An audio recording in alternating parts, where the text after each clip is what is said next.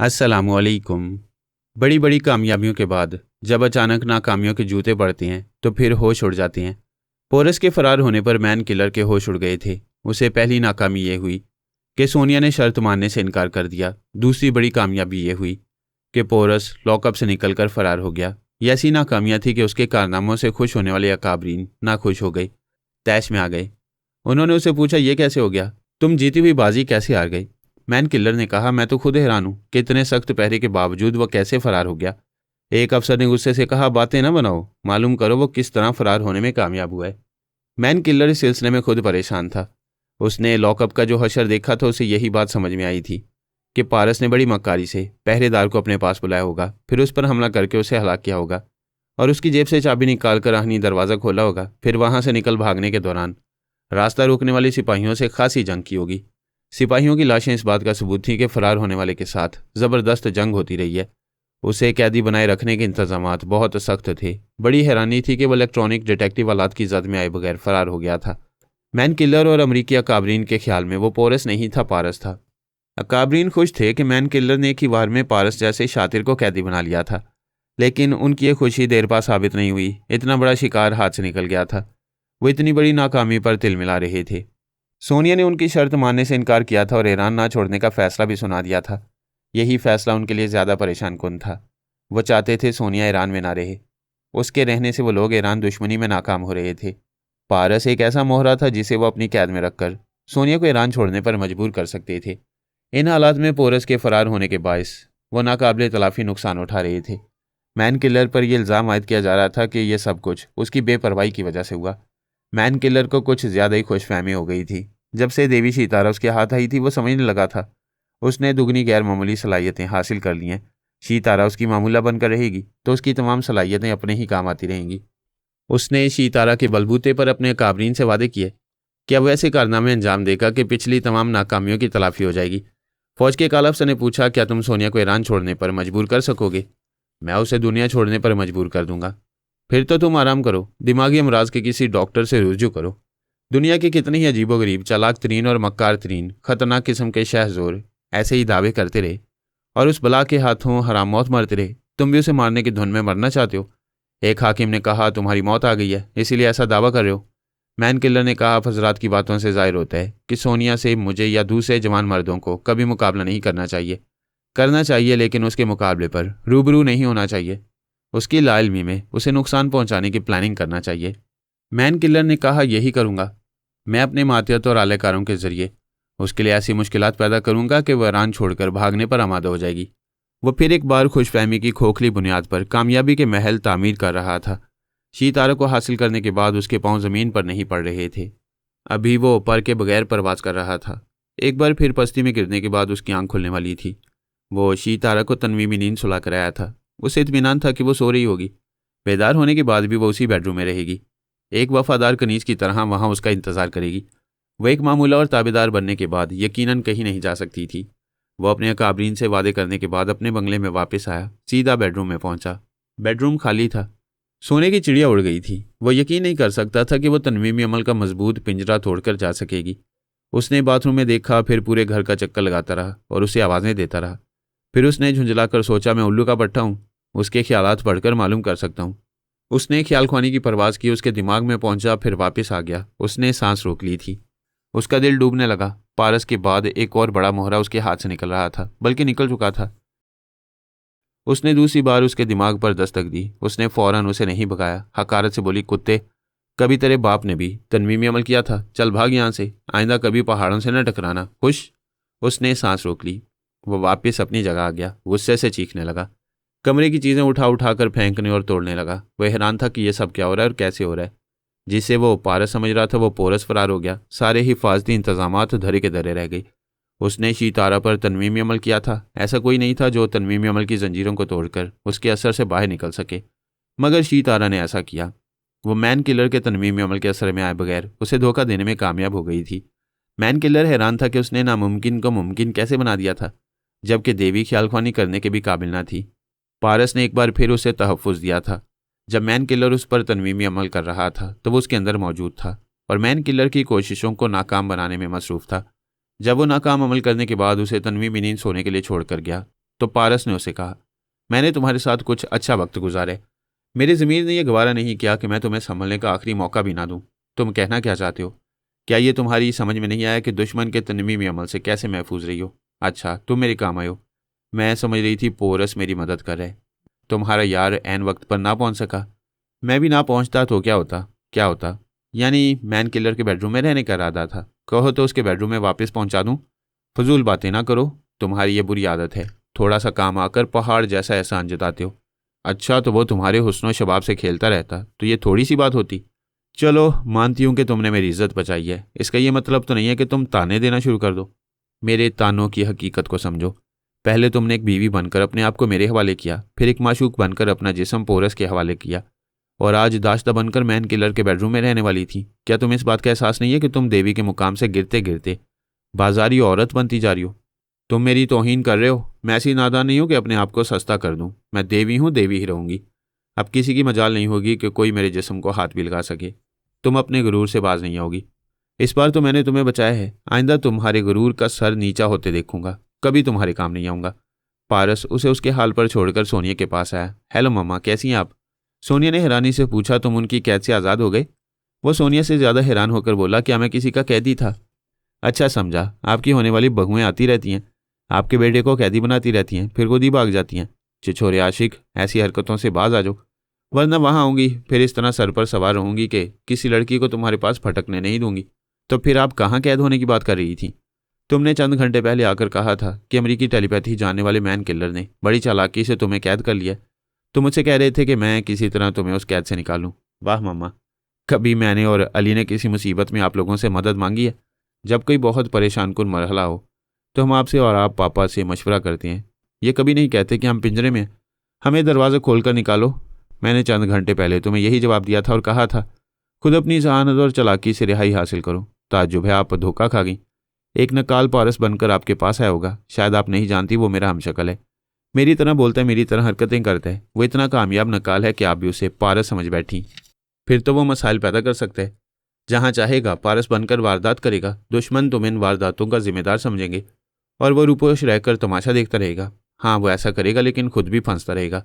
चंद घंटे पहले वो गिरफ्तार होने के बाद अपनी सफाई पेश कर रहा था कि वो पारस नहीं है, पोरस है। लेकिन मैन किलर और अमरीकी अकाबरी ने उसे पारस ही समझकर कैदी बनाया। वो मेरा हमशक्ल होने की सजा पा चुका है। क्या वो अभी तक कैद में है? सुना है फरार हो चुका है।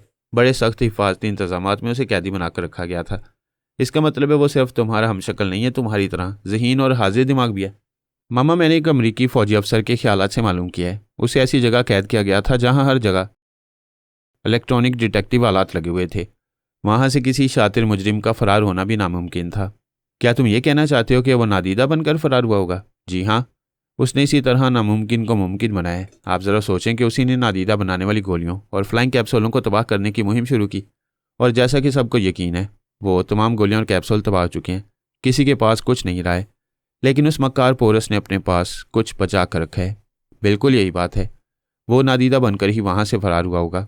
अगर ऐसा है तो उसने तमाम टेलीपैथी जानने वालों और तमाम बड़े ममालिक को धोखा दिया है। बगला भगत बनकर सभी को गोलियों और कैप्सूलों से महरूम कर चुका है।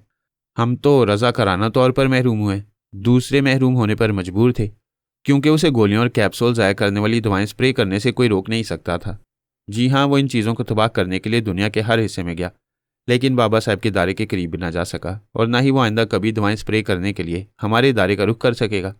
मैं जा रहा हूँ, ये मालूम करूँगा कि पोरस ने वो गोलियां और कैप्सूल छुपा कर रखी हैं, या वाकई इतना ज़हीन और हाजिर दिमाग है कि इलेक्ट्रॉनिक डिटेक्टिव आलात के सामने से गुजर कर गया और कोई उसे देख ना सका। ये भी हो सकता है कि उसने उन आलात को पहले नकारा बना दिया। बहरहाल मैं मालूम करूँगा। वो सोनिया के दिमाग से चला गया। अमेरिका की एक मखसूस जेल में चंद ईरानी और इराकी कैदी थे। जो ईरानी थे वो अमेरिका की ईरान दुश्मनी के नतीजे में बेकसूर सजाएं पा रहे थे। इसी तरह अमेरिका और इराक की जंग के दौरान में जो इराकी कैदी बनाए गए थे वो भी इसी जेल में ज़िंदगी गुजार रहे थे। उन्हें गुमनाम कैदी बनाकर रखा गया था। इनका जिक्र कभी अखबारात, रेडियो और टेलीविज़न के जरिए नहीं होता था।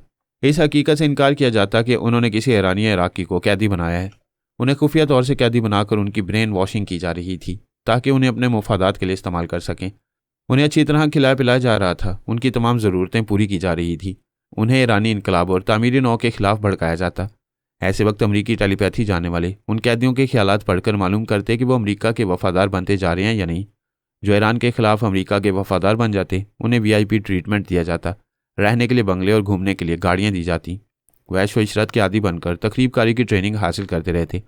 इन कैदियों में एक खतरनाक कैदी जरगाम था। निहायत सफाक कातिल होने के अलावा वो बेइंतहा चालाक और मकार भी था। मैन किलर उसके ख्यालात पढ़ता रहता था। वो दौलतमंद बनने और ऐश व इशरत की ज़िंदगी गुजारने के लिए कुछ भी कर सकता था। वो पहले ही कत्ल और तरह तरह की वारदातों में मुलविस था। ट्रेनिंग सेंटर में तरबियत हासिल करते करते उसमें दहशत गर्दी और तकरीबकारी की पुख्तगी आ गई। जब उसने मुकम्मल ट्रेनिंग हासिल कर ली और मैन किलर को उस पर पूरा एतमाद हो गया तो उसे ट्रांसफार्मर मशीन से गुजार कर टेलीपैथी सिखाई गई। उसे सोनिया के हालात ज़िंदगी पढ़ने को दिए। उसने सोनिया की तहरीरी हिस्ट्री पढ़ने के अलावा उसकी वीडियो फिल्में भी देखीं और सोनिया की तमाम हरकतों सकनात को जहन नशीन करता रहा। आखिरकार मैन किलर ने तमाम अकाबरीन से कहा, मैं जरगाम नामी एक ख़तरनाक शख्स को ईरान भेज रहा हूँ। वो सोनिया को वहाँ से भागने पर मजबूर कर देगा या फिर उसी ज़मीन पर उसकी कब्र बना देगा। फ़ौज के एक आला अफसर ने कहा, यह तुम्हारी दानिशमंदी है कि खुद उसके मुकाबले पर नहीं जा रहे हो, किसी काबिल एतमाद मातियत को भेज रहे हो। मैं दिन रात जरगाम के दिमाग में आता जाता रहूँगा और उसे गाइड करता रहूँगा। सोनिया के खिलाफ फिर वही मिशन था, उसे मार डालो या मर जाओ। इस मिशन का सरबरा मैन किलर था। उसने जो प्लानिंग की थी उसके मुताबिक जरगाम ईरान आ गया। वहाँ उसने खुद को पुराना ईरानी बाशिंदा ज़ाहिर किया और यह गलत नहीं था। वहाँ उसके बाप दादा की ज़मीन जायदाद थी। ईरानी अफसरान ने उसके बयान के मुताबिक पुरानी फाइलों की जांच पड़ताल की। उसके बाप दादा के नाम से जो फाइल थी उससे साबित हो गया कि वह साहिब जायदाद ईरानी है। उसे पूछा गया कि वह अब तक कहाँ था। उसने जवाब दिया कि अब तक अमेरिका की एक खुफिया जेल में था। चंद कैदियों ने जेल से फरार होने का मंसूबा बनाया। वो भी इस मंसूबे में शामिल होकर बड़ी जिद्दोजहद करते हुए जेल से निकल आया। उसने एक ठोस और जामे कहानी मुरतब की थी। इस कहानी में कहीं झोल नहीं था। सबने यकीन कर लिया कि वह अमेरिका से बड़ी मुश्किलात का सामना करता हुआ ईरान पहुंचा है। जब मुतल्लिका अफसरान को हर तरह यकीन आ गया तो उसकी ज़मीन और जायदाद उसके हवाले कर दी गई और उसे एक मुअज़्ज़ज़ शहरी की हैसियत से वहाँ रहने की इजाज़त दे दी गई। गैरतमंद ईरानी कौम इनकलाब के बाद से अब तक अपने वतन को मुस्तहकम बनाने की जद्दोजहद में मसरूफ़ है। लेकिन ऐसे ईरानी भी हैं जो शहंशाह ईरान के ज़माने से ऐश के आदी हैं।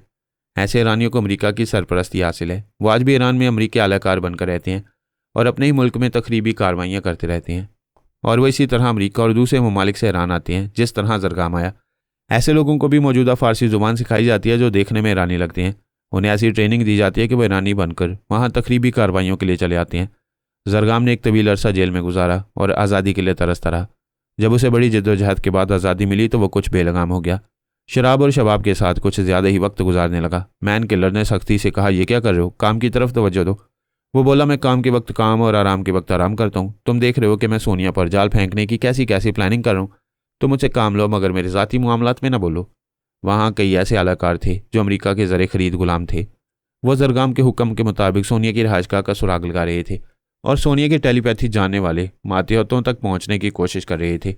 इसी तरह वो काम भी कर रहा था और शराब व शबाब से दिल भी बहला रहा था। उसके लिए हसीन औरतों की कमी नहीं थी। जो हसीना उसकी निगाहों में समाती उसे टेलीपैथी के जरिए ट्रैप कर लेता। जिसे दिल भर जाता उसे रुखसत कर देता। अय्याश लोगों के लिए औरत महज एक खिलौना होती है। वो कभी इश्क की बीमारी में मुब्तला नहीं होते। लेकिन बाज़ अय्याश लोगों की ज़िंदगी में कोई एक ऐसी हस्ती आ जाती है जिसकी तरफ वो बेख्तियार खिंचे चले जाते हैं। खुद पर हज़ार काबू रखने के बावजूद उसके दीवाने बन जाते हैं। जरगाम ने एक ऐसी ही ईरानी दोशीज़ा को देखा जिसे देखने के बाद दुनिया का सारा हुस्न फीका नजर आने लगा। जिससे मोहब्बत होती है उस पर जबर नहीं किया जाता। उसने फैसला किया कि इस हसीना पर किसी तरह का जबर नहीं करेगा। इसे अपनी खूब रूई और मर्दानगी से मुतासिर करेगा। इस तरह वो खुद अपनी मर्जी से उसके पास चली आएगी। उसका नाम शीरी था। उसके ख्यालात पढ़ने से पता चला कि वो नेक पारसा और इबादत गुजारे। वो किसी ऐसे मर्द को पसंद करना चाहती है जो उससे निकाह पढ़वाए और सारी ज़िंदगी साथ रहे। वो इश्क मोहब्बत की कायल नहीं थी। जरगाम की ख्वाहिश के मुताबिक उसकी खूब रूई और मर्दानगी से मुतासिर नहीं हो रही थी। उसकी बेरुखी और बेनियाजी जरगाम को और भी तड़पाने लगी।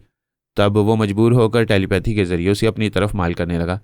उस वक्त पता चला कि शीरी का दिमाग कुछ अजीबोगरीब है।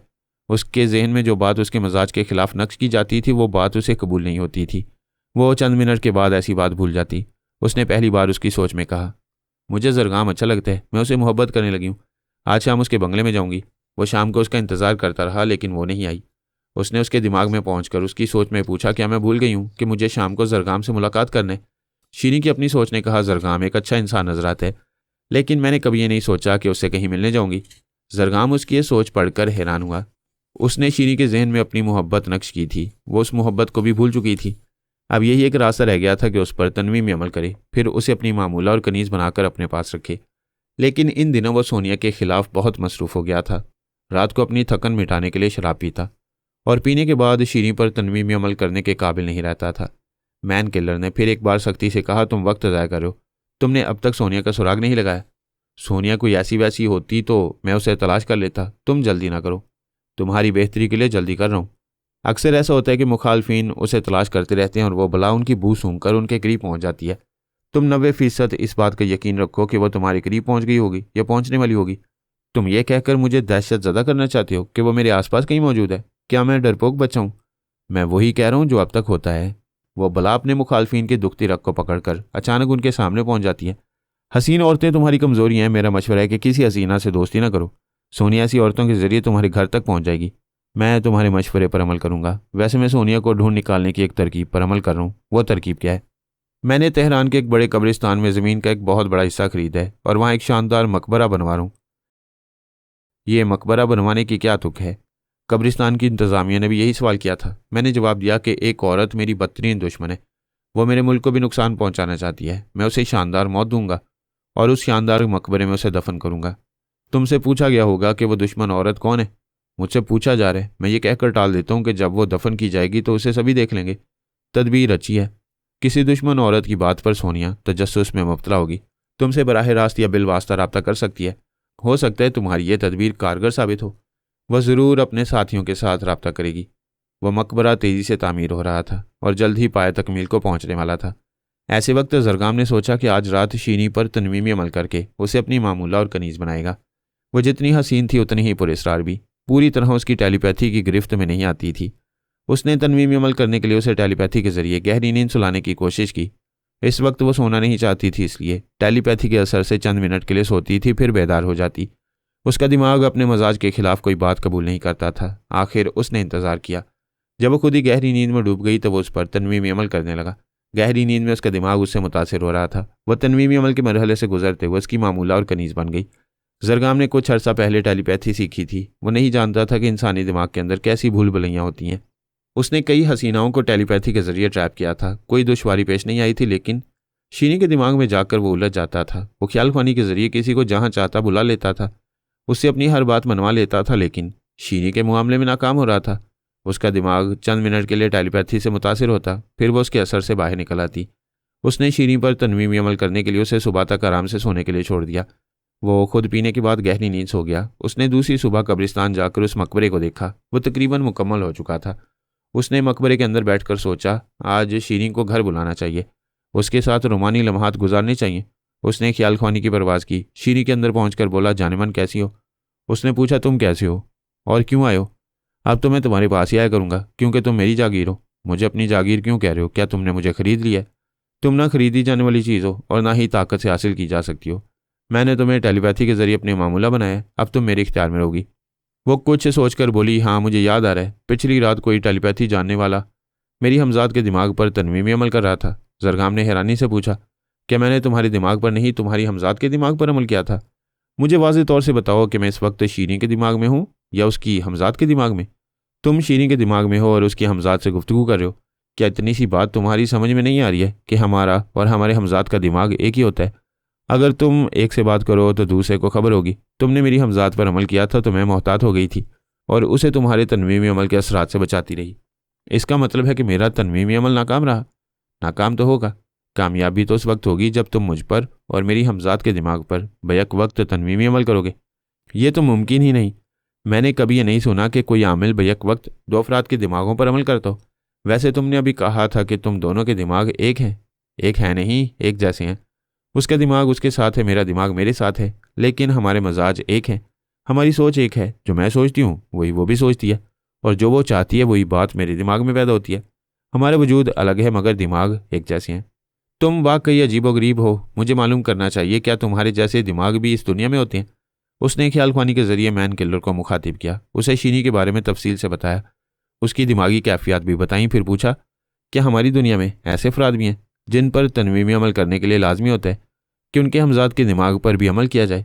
मैन किलर ने कहा, मैंने ऐसे अफराद और हमजाद के मुतालिक कभी नहीं सुना। अगर शीनी ऐसी है तो फिर हमारे लिए अजूबा है। मुझे उसके दिमाग में ले चलो। मैन किलर ज़रगाम के दिमाग में आया। ज़रगाम उसे शीनी के अंदर ले गया। फिर शीनी से बोला, तुम्हारे दिमाग ने और तुम्हारी हमजाद ने मुझे उलझा दिया है। तुम्हें समझने के लिए मैं अपने मास्टर को साथ लाया हूँ। तुम मेरे मास्टर से बात करो। मैन किलर ने पूछा। हेलो शीरी, क्या मेरे आने से तुम अपने दिमाग पर बोझ महसूस कर रही हो? तुम्हारी सोच का कोई वजन होता तो मैं बोझ महसूस करती। तुम मेरे दिमाग में आने वाले पहले शख्स नहीं हो। पता नहीं और कौन कौन आता जाता रहता है। ये बात सुनकर दोनों ही चौंक गए। जरगाम ने पूछा, तुम्हारे दिमाग में और कौन आता है? एक हो तो बताऊं, न जाने कितने ख्याल ख्वानी करने वाले होते हैं। वो हमेशा तो नहीं आते, कभी कभी आते हैं। वो कौन है और क्यों आते हैं? ये ना पूछो कि क्यों आते हैं, ये मेरे ज़ाती मामला थे। कोई दूसरी बात करो। और फिर ख्वामखा बातें करने की ज़रूरत ही क्या है? हमें एक दूसरे से क्या लेना है? हम अभी चले जाएंगे। सिर्फ एक बात बता दो, क्या सोनिया भी तुम्हारे दिमाग में आती है? मेरे अंदर अब तक कोई औरत नहीं आई, मगर हाँ, मैंने सोनिया का जिक्र सुना है। मेरे अंदर आने वाले किसी न किसी हवाले से सोनिया की कोई बात करते रहते हैं। वो सोनिया के बारे में क्या कहती हैं? पता नहीं क्या कहती हैं। आजकल किसी शख्स का जिक्र करते हैं, कहते हैं कि सोनिया उस शख्स को एक शानदार मकबरे में जिंदा दफन करने वाली है। मैन किलर ने जरगाम से कहा, ये लो, तुम्हारी मुराद पूरी होने वाली है। सोनिया को खबर है कि तुम उसके लिए मकबरा तैयार कर रहे हो और वह तुम्हें उसी मकबरे में दफन करने का फैसला कर चुकी है। ये सोनिया की खुशफहमी है। उसकी मौत मेरे हाथों होगी। लेकिन ये बात समझ में नहीं आई कि सोनिया को मेरे इरादों का इल्म कैसे हो गया। मैंने तुम्हें समझाया था कि हसीन औरतों से बाज आ जाओ। अब यह हकीकत तुम्हारे सामने है कि जिस शीनी को तुम ट्रैप कर रहे हो उसके दिमाग में सोनिया के मातियत भी आती जाती हैं। मैंने तुमसे कहा था ना, वो बला अपने मुखालफिन की सोच और तवक्को से पहले उनके करीब पहुंच जाती है। अब तुम सोचो कि वो कितने अरसे से तुम्हारे करीब पहुंची हुई है और तुम्हें कोई नुकसान पहुंचाने से पहले क्यों ढील दे रही है। वो परेशान होकर सोचने लगा। उसे यूं लग रहा था जैसे सोनिया उसके दाएं बाएं आगे पीछे है और किसी वक्त भी उस पर जानलेवा हमला करके उस शानदार मकबरे में पहुंचाने वाली है। दुनिया का सबसे नायाब हीरा चंद्रमुखी था। वो इस कदर बेशकीमती था कि इसकी कोई कीमत लगाई ही नहीं जा सकती थी। गोया जितनी भी कीमत लगाई जाती वो कम होती। और वो नायाब और अनमोल हीरा बिली डोना के पास था। वो हीरा हजारों साल पुराने खजाने से बरामद हुआ था। उस खजाने की विरासत सालिया की थी। सालिया के सिवा कोई इस खजाने को इस्तेमाल नहीं कर सकता था। सदियों से ये रवायत चली आ रही थी कि इस खजाने के वारिस के सिवा कोई इन हीरे जवाहरात को हाथ नहीं लगा सकता। जो हाथ लगाता था उसकी मौत लाजमी हो जाती। पिछले दिनों सालिया ने वो चंद्रमुखी हीरा अपने खजाने से निकाला था, लेकिन चोर इस हीरे के पीछे पड़ गए। इन चोरों में बिली डोना भी थी, लेकिन सदियों की रवायात के मुताबिक वही हुआ। जो भी उसे चुरा कर ले गया किसी न किसी बहाने मौत के मुंह में पहुंच गया। आखिर में वो हीरा बिली डोना के हाथ लग गया, लेकिन इससे पहले कि वो हीरे को हाथ लगाती, पारस ने उसकी जगह नकली हीरा पहुंचा दिया। वो नहीं चाहता था कि बिली डोना भी असली हीरे को हाथ लगाए और दूसरों की तरह मारी जाए। पारस ने अनाथा के जरिए असली हीरा सालिया के पास पहुंचा दिया। बिली डोना बहुत खुश थी। उसके ख्याल के मुताबिक उसे तो हीरा मिल गया था। दूसरी खुशी ये थी कि इस हीरे को पाने के बाद दूसरों की तरह उसे मौत नहीं आई। वो बेडरूम में आकर अपने बिस्तर पर गिरकर उसे सीने से लगाकर इधर उधर लौटने लगी, इसे बार बार चूमने लगी। इतनी खुशियों के बावजूद एक अंदेशा था कि वो हीरा उससे भी कोई छीन कर ले जा सकता है। सालिया भी अपने आदमियों के जरिए इस हीरे को हासिल करने की कोशिश करेगी। बिली डोना भी इसे अपने से अलग नहीं करना चाहती थी। उसके पास सोने का एक खूबसूरत नेकलेस था। वो इस हीरे को इस नेकलेस में लॉकेट की जगह लगाकर पहनना चाहती थी। उसने फ़ोन के जरिए एक ज्वेलर से रब्ता किया। फिर उससे कहा, मेरे पास एक नायाब हीरा है, मैं चाहती हूँ आप इसे देखें और परखें और फिर इसे मेरे नेकलेस में लॉकेट की जगह लगा दें। मैडम, मैं अपने शोरूम में बहुत मसरूफ़ रहता हूँ, आपके बंगले में नहीं आ सकूँगा। आप वो हीरा लेकर आ जाएं। उसकी बात ख़त्म होते ही बिली डोना ने उसके दिमाग पर कब्जा जमाया। वो अगले ही लम्हे में बोला, वैसे मैडम, मैं आपके लिए तमाम मसरूफियात छोड़ सकता हूँ, बस अभी आ रहा हूँ। वो अपनी दुकान मुलाजमों के हवाले करके वहाँ से चल पड़ा। पारस बिली डोना की रग रग से वाकिफ़ था। वह सही अंदाज़ा कर सकता था कि वो हीरा हासिल करने के बाद क्या करेगी। वो वक्फे वक्फे से उसके दिमाग में आता जाता रहता था। जब वो जौहरी उसके बंगले में पहुंचा तो पारस भी ख्यालख्वानी के जरिए वहां मौजूद था। बिली डोना ने ज्वेलर से कहा, इसे अच्छी तरह परख कर बताओ, ये असली है या नकली। वो बूढ़ा जौहरी पिछले 30 वर्षों से हीरे मोतियों का कारोबार करता आ रहा था। वो इतना तजुर्बेकार था कि दूर से असली और नकली की पहचान कर लिया करता। वह चंद्रमुखी को हाथ में लेकर देखते ही इसे नकली कहने वाला था। उससे पहले पारस ने उसके दिमाग पर कब्जा जमा लिया। वो बोला, इतना खूबसूरत बेशकीमती हीरा मैं जिंदगी में पहली बार देख रहा हूँ। बिली डोना ने इसे एक नेकलेस देते हुए कहा, यह हीरा इस नेकलेस में लगा दो, मुंह मांगा मुआवजा दूंगी, लेकिन सारा काम इसी बंगले के अंदर करना होगा। मैडम, मैं मसरूफ़ हूँ, मुझे ये हीरा दुकान ले जाने की इजाज़त दें। नहीं, ये बंगले से बाहर नहीं जाएगा। तुम अभी इसी वक्त इस हीरे को मेरे नेकलेस में लगाओ। इस सिलसिले में जितने औजारों की ज़रूरत होगी वो अभी मंगवा दूंगी। वो इस सिलसिले में बहस नहीं कर सकता था। उसकी टेलीपैथी के ज़ेर असर आकर उसकी मर्ज़ी के मुताबिक काम करने लगा। उसकी ज़रूरत के मुताबिक औजार और दूसरा ज़रूरी सामान मंगवा दिया गया। उसने कम से कम वक्त में इस चंद्रमुखी को बड़ी महारत से नेकलेस में जड़ दिया। बिली डोना ने इस नेकलेस को आईने के सामने पहनकर देखा और खुश हो गई कि दुनिया का सबसे कीमती हीरा उसके गले पर जगमगा रहा है। उसने जौहरी को $10,000 दिए जो उसकी तवक्को से बहुत ज़्यादा थे। वो खुश होकर चला गया। वो खुशी से फूली नहीं समा रही थी। उसके बंगले के तमाम कमरों में जितने आईने थे वो हर आईने के पास जाकर इस नायाब हीरे के साथ अपने हुस्न शबाब की मैचिंग देख रही थी। एक एक आईने से पूछ रही थी कि इस हीरे से उसके हुस्न में इजाफा हुआ है या उसके हुस्न की बदौलत हीरे की शान बढ़ गई है। ऐसे वक्त उसे याद आया कि सालिया ने उसका मजाक उड़ाया था। उसे कहा था कि वो खिलौने से बैल रही है, एक नकली हीरे को असली समझ रही है, और वह शुबे में मुब्तला हो गई थी कि सालिया दुरुस्त कह रही है। शायद उसे नकली हीरा मिला है, इसलिए उसे भी शुबा हुआ कि वो हीरे को हासिल करने के बाद भी जिंदा थी, जबकि इस हीरे को हाथ लगाने वाले तमाम लालची अफराद मर चुके थे। उसे भी मर जाना चाहिए था, लेकिन वो शायद इसीलिए जिंदा थी कि सालिया के चैलेंज के मुताबिक उसे नकली हीरा मिला था।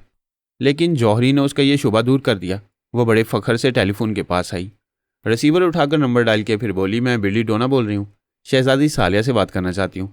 उसे इंतज़ार करने के लिए कहा गया। फिर थोड़ी देर बाद सालिया की आवाज़ सुनाई दी, हेलो बिल्ली, तुम जिंदा हो? और ये ज़िंदगी इस बात का सबूत है कि वो चंद्रमुखी असली नहीं है। वो फातिहाना अंदाज में कहका लगाते हुए बोली, मैं जो बाजी जीतने की जिद कर लेती हूँ उसे कभी नहीं हारती। ताज्जुब है तुम्हें अभी तक हारने का यकीन नहीं हुआ है? जीत यकीनी हो तो हारने का शुबा तक नहीं होता। मैं कभी कच्चा खेल नहीं खेलती। मैंने इस शहर के सबसे बड़े ज्वेलर को बुलाकर यह हीरा दिखाया था। उसने इसे अच्छी तरह जांचने और परखने के बाद पूरे यकीन से कहा है कि यह असली है। तुमने वो नकली हीरा जौहरी को नहीं, किसी घिसियारे को दिखाया होगा। चलो उसी को असली समझकर सारी ज़िंदगी खुश होती रहो। तुम मानती क्यों नहीं हो कि यह असली है? क्या इसलिए कि मैं अभी तक जिंदा हूँ? मुझे इसलिए यकीन नहीं आ रहा है कि असली हीरा मेरे पास है। तुम झूठ कहती हो। तुम चाहती हो कि मैं तुम्हारी बातों में आकर इसे नकली मानकर बाहर फेंक दूं और तुम्हारे आदमी से उठाकर ले जाएं। क्या मुझे नादान बच्ची समझती हो? चलो तुम नादान नहीं हो, मेरे बहकाने से नहीं बहक रही हो। मेरी दुआ है कि इस हीरे के साथ हमेशा खुश रहो। इस तरह तुमसे पीछा तो छूटेगा। सालिया ने राब्ता ख़त्म कर दिया। उसी वक्त पारस ने बिली डोना के पास आकर उसके ख्यालात पढ़े। ये मालूम किया कि उसकी गैर मौजूदगी में वो क्या करती रही है। पता चला कि वो हीरे के सिलसिले में सालिया से उलझती रही थी। पारस चाहता था कि बिली डोना अब जकार्ता में ना रहे। अगर रहेगी तो खजाने का कुछ और हिस्सा हासिल करने के लिए सालिया को परेशान करती रहेगी। इसलिए वो उसके पास आता जाता रहता था ताकि कोई चक्कर चलाकर उसे जकार्ता छोड़ने पर मजबूर कर दे। उसने सालिया को इससे निजात दिलाने के लिए जौहरी के दिमाग में रहकर हीरे को असली साबित कराया था। दूसरी तरफ उसे असली हीरे से महरूम करके उसकी जान बचाई थी। लेकिन वो हमेशा ऐसा नहीं कर सकता था। कभी अपनी मसरूफियात के बायस बिली डोना पर तवज्जो ना देता और वह फिर सालिया के खजाने से कोई हीरा मोती चुरा कर ले जाती, तो इस हीरे मोती को हाथ लगाने के बायस सदियों की रवायात के मुताबिक उसके लिए भी मौत लाजमी हो जाती। पारस ऐसी किसी चाहने वाली को नज़रअंदाज नहीं करता था जो उससे वफा करती थी। वह हज़ारों मसरूफियात के बावजूद अपनी वफा करने वालियों पर तवज्जो ज़रूर देता था। बिल्ली डोना गर्चे मगरूर, ज़िद्दी और लालची थी, लेकिन पारस को दिलोजान से चाहती थी। उसकी अदाओं में और उसके सरापा में कुछ ऐसी दिलकशी थी कि पारस भी उसे भूलता नहीं था। यह चाहता था कि वो उसके पास अमेरिका चली आए। उसने उसे मुखातिब किया, हेलो बिल्ली, क्या हो रहा है? तुम अब आए हो? कहाँ थे? एक मामले में बहुत मसरूफ़ हो गया था, तुम्हारे पास ना आ सका, लेकिन तुम तो मेरे पास आ सकती हो। तुम आजकल कहाँ हो? तुम आना चाहोगी तो बताऊंगा। तुम्हें मेरे पास आना चाहिए, क्योंकि मैं यहाँ एक कामयाबी के बाद मज़ीद कामयाबियाँ हासिल करने वाली हूँ। तुम साथ रहोगे तो मेरी मंजिल आसान हो जाएगी। ये तो जानता हूँ कि चंद्रमुखी हीरा हासिल करके तुमने एक बड़ी कामयाबी हासिल की है, लेकिन वो आइंदा कामयाबियाँ किस नौयत की होंगी? हम दोनों मिलकर सालिया के ख़जाने से ज़्यादा नायाब हीरे मोती हासिल करेंगे। तुमने जो एक हीरा हासिल किया उसकी हिफाजत करना तुम्हारे लिए मसला बन जाएगा, बशर्ते कि वो असली हो। तुम्हें शुबा नहीं करना चाहिए, मैंने एक बहुत बड़े ज्वेलर से तस्दीक करा लिया। मुझे इसलिए यकीन नहीं आ रहा है कि हमारी दुनिया में खालिस दूध और खालिस घी नहीं मिलता है, तो असली हीरा कैसे मिल जाएगा? क्या ज्वेलर गलत कहेगा? अगर ज्वेलर ने उसे वाकई असली कह दिया तो मुझे फ़ौरन तुम्हारे पास पहुंचना चाहिए, वरना तुम्हारा कोई नहीं है। कफन दफन का इंतज़ाम मुझे ही करना होगा। फजूल बातें ना करो, ये असली है, इसके बावजूद मैं ज़िंदा हूँ और ज़िंदा रहूँगी। तुम्हारे ज़िंदा रहने पर ताजुब नहीं है। बाज़ कीड़े मकोड़े इतने सख्त जान होते हैं कि DDT छिड़कने के बावजूद जिंदा रहते हैं। क्या मुझे कीड़ा कह रहे हो? मैंने एक मिसाल दी है। वैसे तुम्हारे लिए खतरा है। कैसा खतरा? अगर वो हीरा असली है तो कितने ही अनजाने दुश्मन इसकी ताक में होंगे, इसे ज़रूर चुराएंगे। मैं चुराने नहीं दूंगी। वह हीरे के साथ तुम्हें भी चुरा कर ले जाएंगे और दो मज़े लूटेंगे। हीरा भी मिलेगा और हिरनी भी मिलेगी। बेकार बातें ना करो। तुम अभी आने की बात कर रहे थे, मेरे पास चले आओ। मैंने अभी तुम्हें अपने पास आने के लिए कहा था। मेरी जान, मेरे पास चली आओ। पारस, समझा करो, हम दोनों मिलकर उस खजाने पर हाथ साफ करते रहेंगे। पारस ने सोचा ये लालची है, इसे ही अपने पास बुलाने की जिद करती रहेगी। फिलहाल उसकी बात मानकर उसे खुशफहमी में मुब्तला रखा जाए और ऐसा चक्कर चलाया जाए कि वो खुद ही मजबूर होकर उसके पास चली आए। वो शिकस्त खुर्दा अंदाज में बोला, तुम जिद कर रही हो तो मुझे आना ही होगा, यूं समझो कि मैं आने ही वाला हूँ। उसने राब्ता ख़त्म कर दिया। वो खुश हो गई कि उसका चाहने वाला उसे अपनी आगोश में समेटने के लिए आ रहा है। वो अपनी अलमारी से एक अच्छा सा लिबास निकालकर बाथरूम में चली गई। वहाँ शावर खोलकर ठंडे पानी की फवार में भीगने लगी। अपने सुलगते हुए जज्बों को इस तरह भिगोकर ठंडा करने में बड़ा वक्त लगता है। वो बड़ी देर तक ठंडे शावर के नीचे ठंडी होती रही। ऐसे वक्त उसे कोई देख लेता तो वह बेचारा गर्म होता रहता। पारस ने उससे बातों के दौरान में उसके ख्यालात पढ़ लिए कि वो बाथरूम में जाएगी और देर तक गुसल करेगी। वो तय कर चुका था कि उसे देर तक गुसल कराएगा और बाथरूम से जल्दी निकलने नहीं देगा। उसने अपने मातियत को समझा दिया कि उसे फ़ौरन उसके बंगले में पहुंचकर क्या करना है। वो मातियत 10 मिनट के अंदर उसके बंगले के बेडरूम में पहुंच गया। बिल्ली डोना ने चंद्रमुखी हीरे को ऐसे लॉकर में रखा था जो मखसूस नंबरों की तरतीब से खुलता था। उन नंबरों का इल्म सिर्फ बिल्ली डोना को था, गोया पारस भी ये नंबर जानता था। फिर उसका मातियत कैसे न जानता। उसने बेडरूम में आकर अलमारी को खोलकर उस लॉकर को मखसूस नंबरों की तरतीब से खोला। उससे चंद्रमुखी को नेकलेस समेत निकालकर अपनी जेब में रखा, फिर बड़े आराम से टहलता हुआ वहां से चला गया। तब पारस ने उसके अंदर ये सोच पैदा की, ओह मैं बड़ी देर से नहा रही हूँ, जब वो आएगा तो बाथिंग टब में नहाने का मजा आएगा, फिलहाल इतना ही गुस्ल काफ़ी है। वह तौलिए से बदन पहुंचती हुई बाथरूम से निकलकर बेडरूम में आ गई। फिर लिबास वगैरह पहनने के बाद उस नेकलेस को पहनना चाहा। अब वो नेकलेस को अपने से ज़्यादा दूर नहीं रखना चाहती थी। गुस्ल करते वक्त मजबूरन उसे अलग करना पड़ा था। उसने लॉकर से इसे निकालने के लिए अलमारी को खोला तो लॉकर पहले ही खुला हुआ नजर आया। उसका दिल धक से रह गया, जैसे सीने से कोई दिल निकाल कर ले गया हो। कोई लॉकर से वो हीरा निकाल कर ले गया था। पहले तो उसे अपनी आंखों पर यकीन आया, और जब यकीन आया तो उसके हलक से चीख निकल गई। वो लॉकर में हाथ डालकर तमाम चीज़ों को उलट पलट कर देखने लगी। फिर उसने पलट कर उसे बिस्तर पर और तकिए के नीचे तलाश किया। फिर कलाई के लॉकर मखसूस नंबरों की तरतीब से बंद था।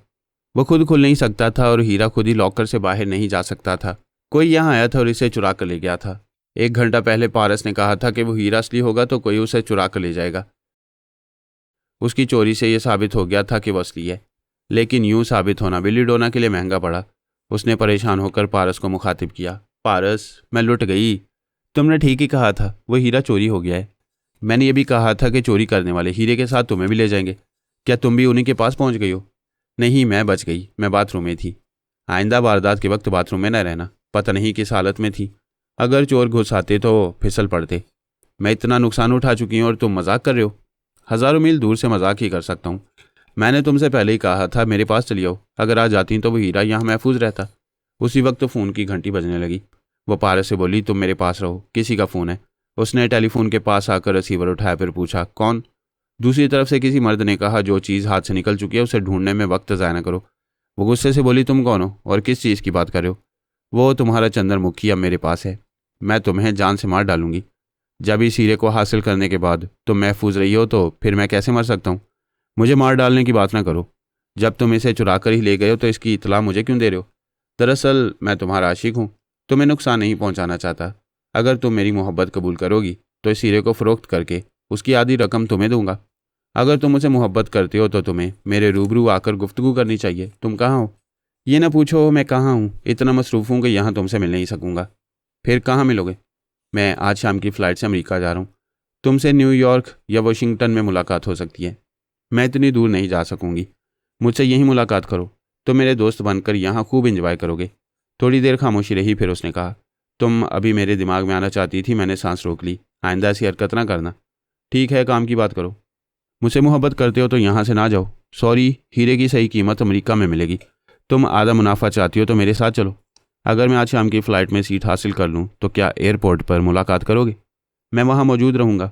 अमेरिका तक तुम्हारा हमसफ़र भी रहूँगा, लेकिन तुम मुझे पहचान नहीं सकोगी। न्यूयॉर्क पहुँचकर तुम्हारे रूबरू आ जाऊँगा। जब मैं तुम्हारी बात मान रही हूँ तो एयरपोर्ट पर मुलाकात करो। हम एक अच्छे हमसफ़र की तरह न्यूयॉर्क जाएंगे। यहाँ तुम वसीज़ राय के मालिक हो। मुझे आसानी से नुकसान पहुँचाकर वो हीरा मुझसे छीन कर ले जा सकती हो। मेरी आखिरी बात यही है कि मैं अमेरिका पहुँचकर तुम पर भरोसा करूँगा। ये कहते ही उसने रिसीवर रख दिया। उसने हेलो हेलो कहकर मुखातिब किया, फिर झुंझलाकर रिसीवर को क्रैडल पर पटक दिया। पारस ने कहा, तुम्हें झुंझलाना नहीं चाहिए। अपने दिमाग को ठंडा रखो और ये समझो कि उसके पीछे अमेरिका आकर ही वो हीरा उसे हासिल कर सकोगी।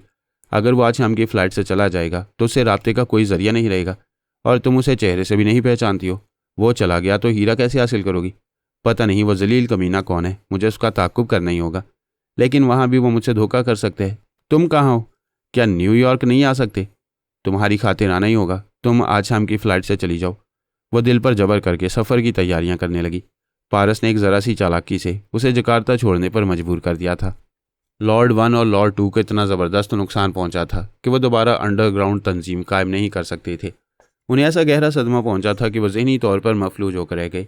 उनका जहन ये सोचने के काबिल नहीं रहा कि किसने इतना बड़ा नुकसान उन्हें पहुंचाया। वह समझने की कोशिश कर रहे थे कि कौन उन्हें इतना बड़ा नुकसान पहुंचा सकता है। लॉर्ड 2 ने कहा, हमारा कोई ऐसा दुश्मन नहीं है जो इस कदर शातिर और जुर्रतमंद हो कि वह एक वक्त हमारे तमाम गोदामों को तबाह कर दे। ऐसा कोई तनहा नहीं कर सकता। किसी खुफिया तंजीम ने हमसे दुश्मनी की है। लॉर्ड 1 ने थोड़ी देर सोचने के बाद कहा, हम फहमी और अली को भूल रहे हैं। उनके हौसले बेमिसाल हैं। वो ऐसे शातिर हैं कि अपनी शतरंजी चालों से हमें यूं झाग की तरह बिठा सकते हैं जैसे कि हम बैठे हुए हैं। अब अपने पैरों पर खड़े होने की सकत भी नहीं रही। वो हमें जानते भी नहीं, फिर दुश्मनी कैसे करेंगे? क्या वो मुख्तार शाह के दिमाग में नहीं गए होंगे? फ़र्ज़ करो वो मुख्तार शाह की खैरियत मालूम करने गए हों। ऐसे वक्त उसके चोर ख्यालात ने उन्हें हमारे बारे में बहुत कुछ बता दिया हो। हम पिछले दिनों मुख्तार शाह की तरफ से गाफिल रहे थे। वो तो हमारी मसरूफियत ने हमें उससे दूर रखा था। जब हम उसे ढील देते हैं तो वो बेलगाम हो जाता है, शराब पीने लगता है। फहमी और अली उसके नशे के दौरान में आए होंगे तो उसके फरिश्तों को भी खबर नहीं हुई होगी। हाँ, बात कुछ समझ में आ रही है। उसकी बेखबरी से हमें इतना बड़ा नुकसान पहुंच सकता था और वो पहुंच चुका है। वो दोनों ख्याल खोनी की परवाज़ करते हुए मुख्तार शाह के दिमाग में पहुंचे। उससे मुखातिब के बगैर चुपचाप उसके ख्यालात पढ़ने लगे। अगर फहमी और अली उसके अंदर आने के बाद अपनी मौजूदगी का एहसास दिलाते तो मुख्तार शाह के ख्यालात उन दोनों लॉर्ड्स को उनकी आमद के बारे में ज़रूर बता देते। वो खुद ही बेखबर था, इसलिए उनके ख्यालात ने उन लॉर्ड्स को यही बताया कि वह अब तक उसके दिमाग में नहीं आए हैं। लॉर्ड 1 ने उसे मुखातिब किया, मुख्तार शाह, हम बहुत ज़्यादा मसरूफियत के बायस तुम्हारे पास ना आ सके, लेकिन तुम्हें तो आना चाहिए था। मैं आपके पास आना चाहता था, लेकिन ज़ेबा के मिल जाने से मुझे इतनी खुशियाँ मिलने लगी कि मैं सारी दुनिया से और अपने आप से भी गाफिल हो गया। तुम्हारी गफलत के दौरान में फहमी और अली ने चोरी छुपे तुम्हारे ख्यालात पड़े होंगे। ऐसी बात नहीं है। वो अगर आते तो मुझे सिकंदर सानी समझकर ज़रूर मुखातिब करते। सिर्फ तुम्हारी शराब नोशी नहीं उन्हें यह समझा दिया होगा कि तुम सिकंदर सानी नहीं मुख्तार शाह हो। तुम्हारी शराब ने तुम्हारा तमाम झूठ और फरेब खोल दिया होगा। लॉर्ड 2 ने कहा, तुम्हें पता है सरहदी इलाके में हमारे जितने गोदाम थे वो सब तबाह कर दिए गए हैं। उसने हैरत से पूछा, क्या वाकई? क्या हम झूठ बोल रहे हैं? जाओ और ख्याल ख्वानी के जरिए मालूम करो। तुम्हें अभी मालूम होगा कि हम अरबों रुपए का नुकसान उठा चुके हैं, और इतना बड़ा नुकसान फरहाद की फैमिली वाले ही पहुंचा सकते हैं। क्या और कोई दुश्मन उनसे ज़्यादा ज़बरदस्त हो सकता है? मुख्तार शाह ने कहा, वाकई हमारे खिलाफ इतनी बड़ी जुर्रत करने वाला कोई और दुश्मन नहीं है। अब ये मानना पड़ेगा कि फहमी और अली को आप दोनों के बारे में बहुत कुछ मालूम हो चुका है, और ऐसा तुम्हारी बेपरवाही और गैर जिम्मेदारी की वजह से हुआ है। उसने सर हिलाकर कहा, अगर फहमी और अली ने ऐसी तबाही मचाई है तो फिर उन दोनों ने मेरे ही जरिए आप लोगों के बारे में मुकम्मल मालूमात हासिल की होंगी। लॉर्ड 1 ने कहा, जब वो हमारे खुफिया गोदामों तक पहुंच चुके हैं तो हमारी खुफिया रिहाइशगाह के बारे में भी जानते होंगे। मुख्तार शाह ने कहा, आप दोनों अपनी रिहाइशगाह बदल दें। तुम हमें मशवरे ना दो। तुमने हमें बुरी तरह डबो दिया है। अब हम जो कह रहे हैं वो करो। मैं तो वही करता हूँ जो आप लोग कहते हैं। तुम आज रात पियोगे, वो आज भी तुम्हारे अंदर आएंगे। ऐसे वक्त हम उनसे बातें करेंगे। उसने हुक्म की तामील की। रात आई। शराब और शबाब की ख्वाहिशात ने अंगड़ाई ली और वो बोतल खोलकर बैठ गया। उसके दोनों लॉर्ड्स ना कहते तब भी पीने का आदी था, इसलिए पीने लगा। फहमी और अली उसके दिमाग में आने जाने लगे थे। वो इस इंतज़ार में थे कि मुख्तार शाह के जरिए किसी तरह उन दोनों लॉर्ड्स का ठिकाना मालूम हो जाए। उनके ठिकाने तक पहुंचने के लिए वो उसकी खोपड़ी में आते रहते थे। वो उस रात भी आए। इस बार फहमी ने उसे मुखातिब किया, मुख्तार शाह, तूने हमें बड़ा ज़बरदस्त धोखा दिया था। हमारी नज़रों में सिकंदर सानी बनकर तूने अपनी मौत को टाल दिया। अब तेरी मौत टलने वाली नहीं है। फिर मुख्तार शाह ने अपने अंदर अली की आवाज़ सुनी। वो कह रहा था, तू आज से 2 दिन पहले ही मर जाता। तू फहमी के वालिद का कातिल है। फहमी तुझे मार डालना चाहती थी, लेकिन मैंने इसे ऐसा करने से रोक दिया क्योंकि हम तेरे जरिए उन दोनों लॉर्ड्स तक पहुंचना चाहते थे। फहमी ने कहा, और हम पहुंच गए। हमने उनके तमाम गोदामों को तबाह कर दिया। उन दोनों ने अपनी रिहाइश का बदल दी है, हमसे छुपते फिर रहे हैं और ये नहीं जानते कि हम उनकी हर नई पनाहगाह से वाकिफ़ हो चुके हैं। अली ने कहा, उनका एक लॉर्ड हमें कत्ल करने आया था और वह हराम मौत मारा गया। कल सुबह तक वो दोनों भी अपने साथी की तरह हराम मौत मरेंगे। हम उन दोनों की मौजूदा रिहाइशगाह तक पहुंचने के बाद उसकी बात अधूरी रह गई। उसके हलक से चीख निकल गई। उसने पुकारा, फहमी जल्दी आओ। फहमी की आवाज़ आई। वो परेशान होकर बोल रही थी, मैं आ रही हूँ। तुम्हें क्या हो गया है? क्या तुम्हारी कोठी में दुश्मन घुस आए हैं? फिक्र न करो, मैं भी पहुँच रही हूँ। फिर मुख्तार शाह के दिमाग में खामोशी छा गई। साफ जाहिर था कि अली की मदद के लिए फहमी चली गई है। वो दोनों लॉर्ड्स मुख्तार शाह के अंदर बड़ी देर से छुपे हुए थे और फहमी और अली की बातें सुन रहे थे। अली की चीख से साफ समझ में आ गया कि वो किसी तकलीफ में मुब्तला हो गया है। फहमी उससे कहीं दूर थी, उसकी मदद के लिए दौड़ती चली गई। उन दोनों लॉर्ड्स के लिए सुनहरी मौका था। वो आसानी से जख्मी अली के दिमाग में पहुंच सकते थे और उसकी दिमागी कमजोरी से फ़ायदा उठा सकते थे। वो फ़ौरन ही ख्याल ख्वानी की परवाज़ करते हुए उसके दिमाग में पहुंच गए। चूंकि वो जख्मी था इसलिए उन्हें उसके अंदर जगह मिल गई। वह तकलीफ से करा रहा था। एक कमरे के फर्श पर चारों शानिचित पड़ा हुआ था। वो दोनों उसके चोर ख्यालात पढ़ने लगे। पता चला कि चंद डाकू कोठी में घुस आए हैं। उनमें से एक ने अली पर पीछे से हमला किया था। एक राइफल के कुंदे से उसके सर पर ज़रब लगाई थी। उन्होंने उसके ख्यालात पढ़ने के दौरान में फहमी की आवाज़ सुनी। वो कह रही थी, मैं कार तेज़ी से ड्राइव करती हुई आ रही हूँ, लेकिन तुम्हें इस कोठी में नहीं रहना चाहिए। मुख्तार शाह को मालूम हो चुका है कि तुम वहाँ ज़ख्मी पड़े हो। वो अपने दोनों लॉर्ड्स को तुम्हारा काम तमाम करने के लिए वहाँ भेज सकते हैं। मैं अभी तुम्हें उस कोठी से ले जाऊँगी। वो दोनों लॉर्ड्स अली की दिमागी कैफियत को समझ रहे थे। उसके सर पर ऐसी शदीद ज़रब लगाई गई थी कि वो किसी वक्त भी बेहोश हो सकता था, लेकिन होश में रहने की कोशिश कर रहा था और कमज़ोर सी सोच में कह रहा था, फहमी जल्दी आओ, मैं खतरा महसूस करूँ। वो आ रही थी, लेकिन दुश्मनों को भी पर लग गए थे। वो भी अपनी गाड़ियों में जैसे उड़ते चले आ रहे थे। जिस तरह अचानक अली की शामत आ गई थी, उसी तरह दुश्मनों को अचानक कामयाबी की मंजिल मिल गई। कामयाबी के लिए लाजमी था कि वो फहमी से पहले उस कोठी में पहुंच जाएं। अगर फहमी पहले पहुंचे तो फिर उन्हें कभी अली तक पहुंचने नहीं देगी। दोनों लॉर्ड्स पीछे नहीं रह सकते थे। ऐसा मौका उन्हें फिर कभी ना मिलता। आखिर वही दोनों अपने गार्ड्स के साथ उस कोठी के अहाते में पहले पहुंचे। उन्होंने अपने तीनों गार्ड्स को हुक्म दिया कि वो कोठी के अंदर जाएं, ताकि वो दोनों लॉर्ड्स उनके दिमागों में रहकर कोठी के अंदरूनी हालात मालूम कर सकें। वो तीनों मुसल्ला गार्ड्स कोठी के अंदर गए। वो दोनों बाहर इंतजार करने लगे। थोड़ी देर बाद एक गार्ड के जरिए मालूम हुआ कि एक शख्स फर्श पर औंधा पड़ा हुआ है और उसके सर पर पिछले हिस्से से खून बह रहा है। वो दोनों ख्याल ख्वानी छोड़कर तेजी से चलते हुए कोठी के अंदर आए। एक कॉरिडोर से गुजरकर ड्राइंग रूम में पहुंचे। वहां से उस कमरे में आए जहां मुसल्ला गार्ड्स के ख्याल के मुताबिक अली फर्श पर पड़ा हुआ था। वो वहां पहुंचते ही ठिठक गए। फर्श पर तीनों गार्ड्स जख्मी पड़े हुए थे। अब वो मुसल्ला नहीं थे और ना ही वहां अली नजर आ रहा था। उनके कानों में खतरे की घंटी बजने लगी। वो पलटकर बाहर भागना चाहते थे, लेकिन कमरे का दरवाजा बाहर से बंद हो चुका था। उन्होंने दरवाजे को पीटा, धक्के मारे, मगर वो ना खुला। ये समझ में आ गया कि वो चूहेदान में फंस चुके हैं। दोनों लॉर्ड्स को याद आया कि अली जख्मी है। उसके दिमाग में जाकर मालूम कर सकते हैं कि उन्हें कमरे में किसने बंद किया है। वो दोनों उसके दिमाग में गए, फिर हैरान रह गए। अली और फहमी डाइनिंग टेबल पर थे, रात का खाना खा रहे थे। लॉर्ड वन ने हैरानी से पूछा, तुम जख्मी नहीं हो? वो बोला, इस कोठी में न डाकू आए थे और ना ही किसी ने मुझे जख्मी किया था। क्यों फहमी, हमारा ड्रामा कैसा रहा? फहमी ने कहा, बहुत खूब रहा, तुम बहुत अच्छे अदाकार हो। तुमने जख्मी होने और कमज़ोर होने की एक्टिंग अच्छी की है। ये दोनों धोखा खा गए। इनकी समझ में इतनी सी बात नहीं आई कि जब तुम जख्मी हो तो फिर ख्याल ख्वानी के जरिए मुख्तार शाह के दिमाग में कैसे हो? कोई जख्मी शख्स ख्याल ख्वानी नहीं कर सकता, लेकिन तुम ख्याल ख्वानी के जरिए मुझे मदद के लिए पुकार रहे थे। ये तुम्हें कत्ल कर डालने के धुन में हर पहलू पर गौर न कर सके, बेचारे। लॉर्ड टू ने पूछा, क्या तुम दोनों इसी कोठी में हो? हाँ, तुम्हारे साथ वाले कमरे में। हम अभी आएंगे, लेकिन हमारे आने से पहले अपने हथियार खिड़की से बाहर फेंक दो। वो दोनों एक दूसरे का मुंह तकने लगे। उन्हें बताया गया कि फहमी किसी दूसरी जगह नहीं थी, इसी कोठी में अली के साथ थी और इस कोठी में डाकू नहीं आए थे। उन्होंने ड्रामा इस खूबसूरती से किया था कि दोनों लॉर्ड्स धोखा खाकर वहां आकर एक कमरे में कैद हो गए। ज़ेरे ज़मीन दुनिया में तरह तरह के जुराइम होते हैं। मुख्तलिफ सिंडिकेट्स और तंजीमें सरगर्म अमल रहती हैं। उन सब के सरबराह अपनी अलग अलग बादशाहत कायम करते हैं। ये लोग इतने ख़तरनाक और नाकाबिल शिकस्त होते हैं कि बड़े बड़े ममालिक की पुलिस और खुफिया एजेंसियों के जासूस भी इन्हें गिरफ्तार करने में नाकाम रहते हैं। इंटरपोल के जासूस भी कई बरसों से इन तीनों लॉर्ड्स तक पहुंचना और इनकी ड्रग माफिया को तबाह कर देना चाहते थे, लेकिन वो इन तीनों तक पहुंचने में नाकाम रहे थे। पारस और अली का तरीक़ेकार ये था कि जब दुश्मनों का सुराग नहीं मिलता था और वो रूपोश रहकर बहुत बड़ा चैलेंज बनते रहते थे, तो ऐसे वक्त में वो अपनी हिकमत अमली से दुश्मनों को इस तरह मजबूर करते थे कि वो बेख्तियार अपने खुफिया अड्डों से निकल आते। सांप बड़े ढीठ होते हैं, सिर्फ बीन बजाओ तो बिल से बाहर आते हैं, या फिर बिल के सामने आग जला दी जाए तो वो परेशान होकर तमाम खतरात भूल कर निकल आते हैं। वो दोनों लॉर्ड्स भी फहमी और अली को कभी अपनी रिहाइशगाह तक पहुंचने ना देते। उन्हें ज़ेरे ज़मीन छुप कर रहने में महारत हासिल थी। वो जिस तरह इंटरपोल के सुराग रसानों को बरसों से परेशान करते रहे थे, इसी तरह वो पता नहीं कितनी मुद्दत तक फहमी और अली को भी तिगनी का नाच नचाते रहते। और अली नाचने वालों में से नहीं था। उसने बड़ी हिकमत अमली से टेलीपैथी के जरिए एक ड्रामा प्ले किया था और उन्हें अपने बनाए हुए चूहेदान में आकर फंसने पर मजबूर कर दिया था। वो दोनों लॉर्ड्स अपनी अपनी गन लिए बंद कमरे में इधर उधर देख रहे थे। फरार का कोई रास्ता नहीं था। वो परेशान हो रहे थे। उन्हें बच निकलने की थोड़ी सी उम्मीद थी।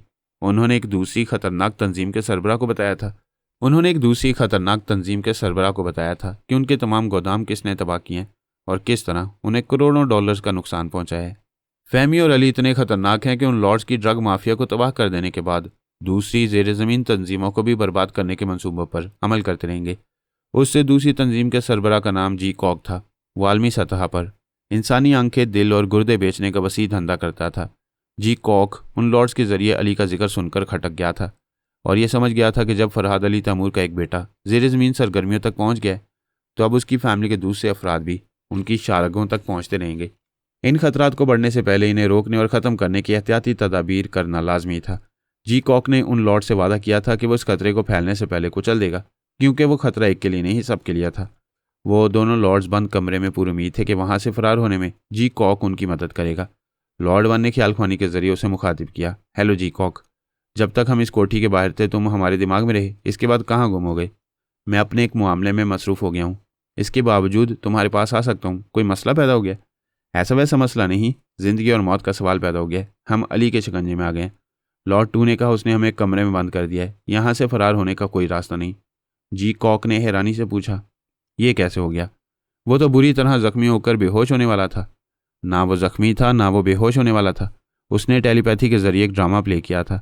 उस वक्त तुम भी उसके दिमाग में थे। अली ने जिस तरह अचानक चीख मारी और शदीद जख्मी होने की एक्टिंग की थी, उससे तुम भी धोखा खा गए।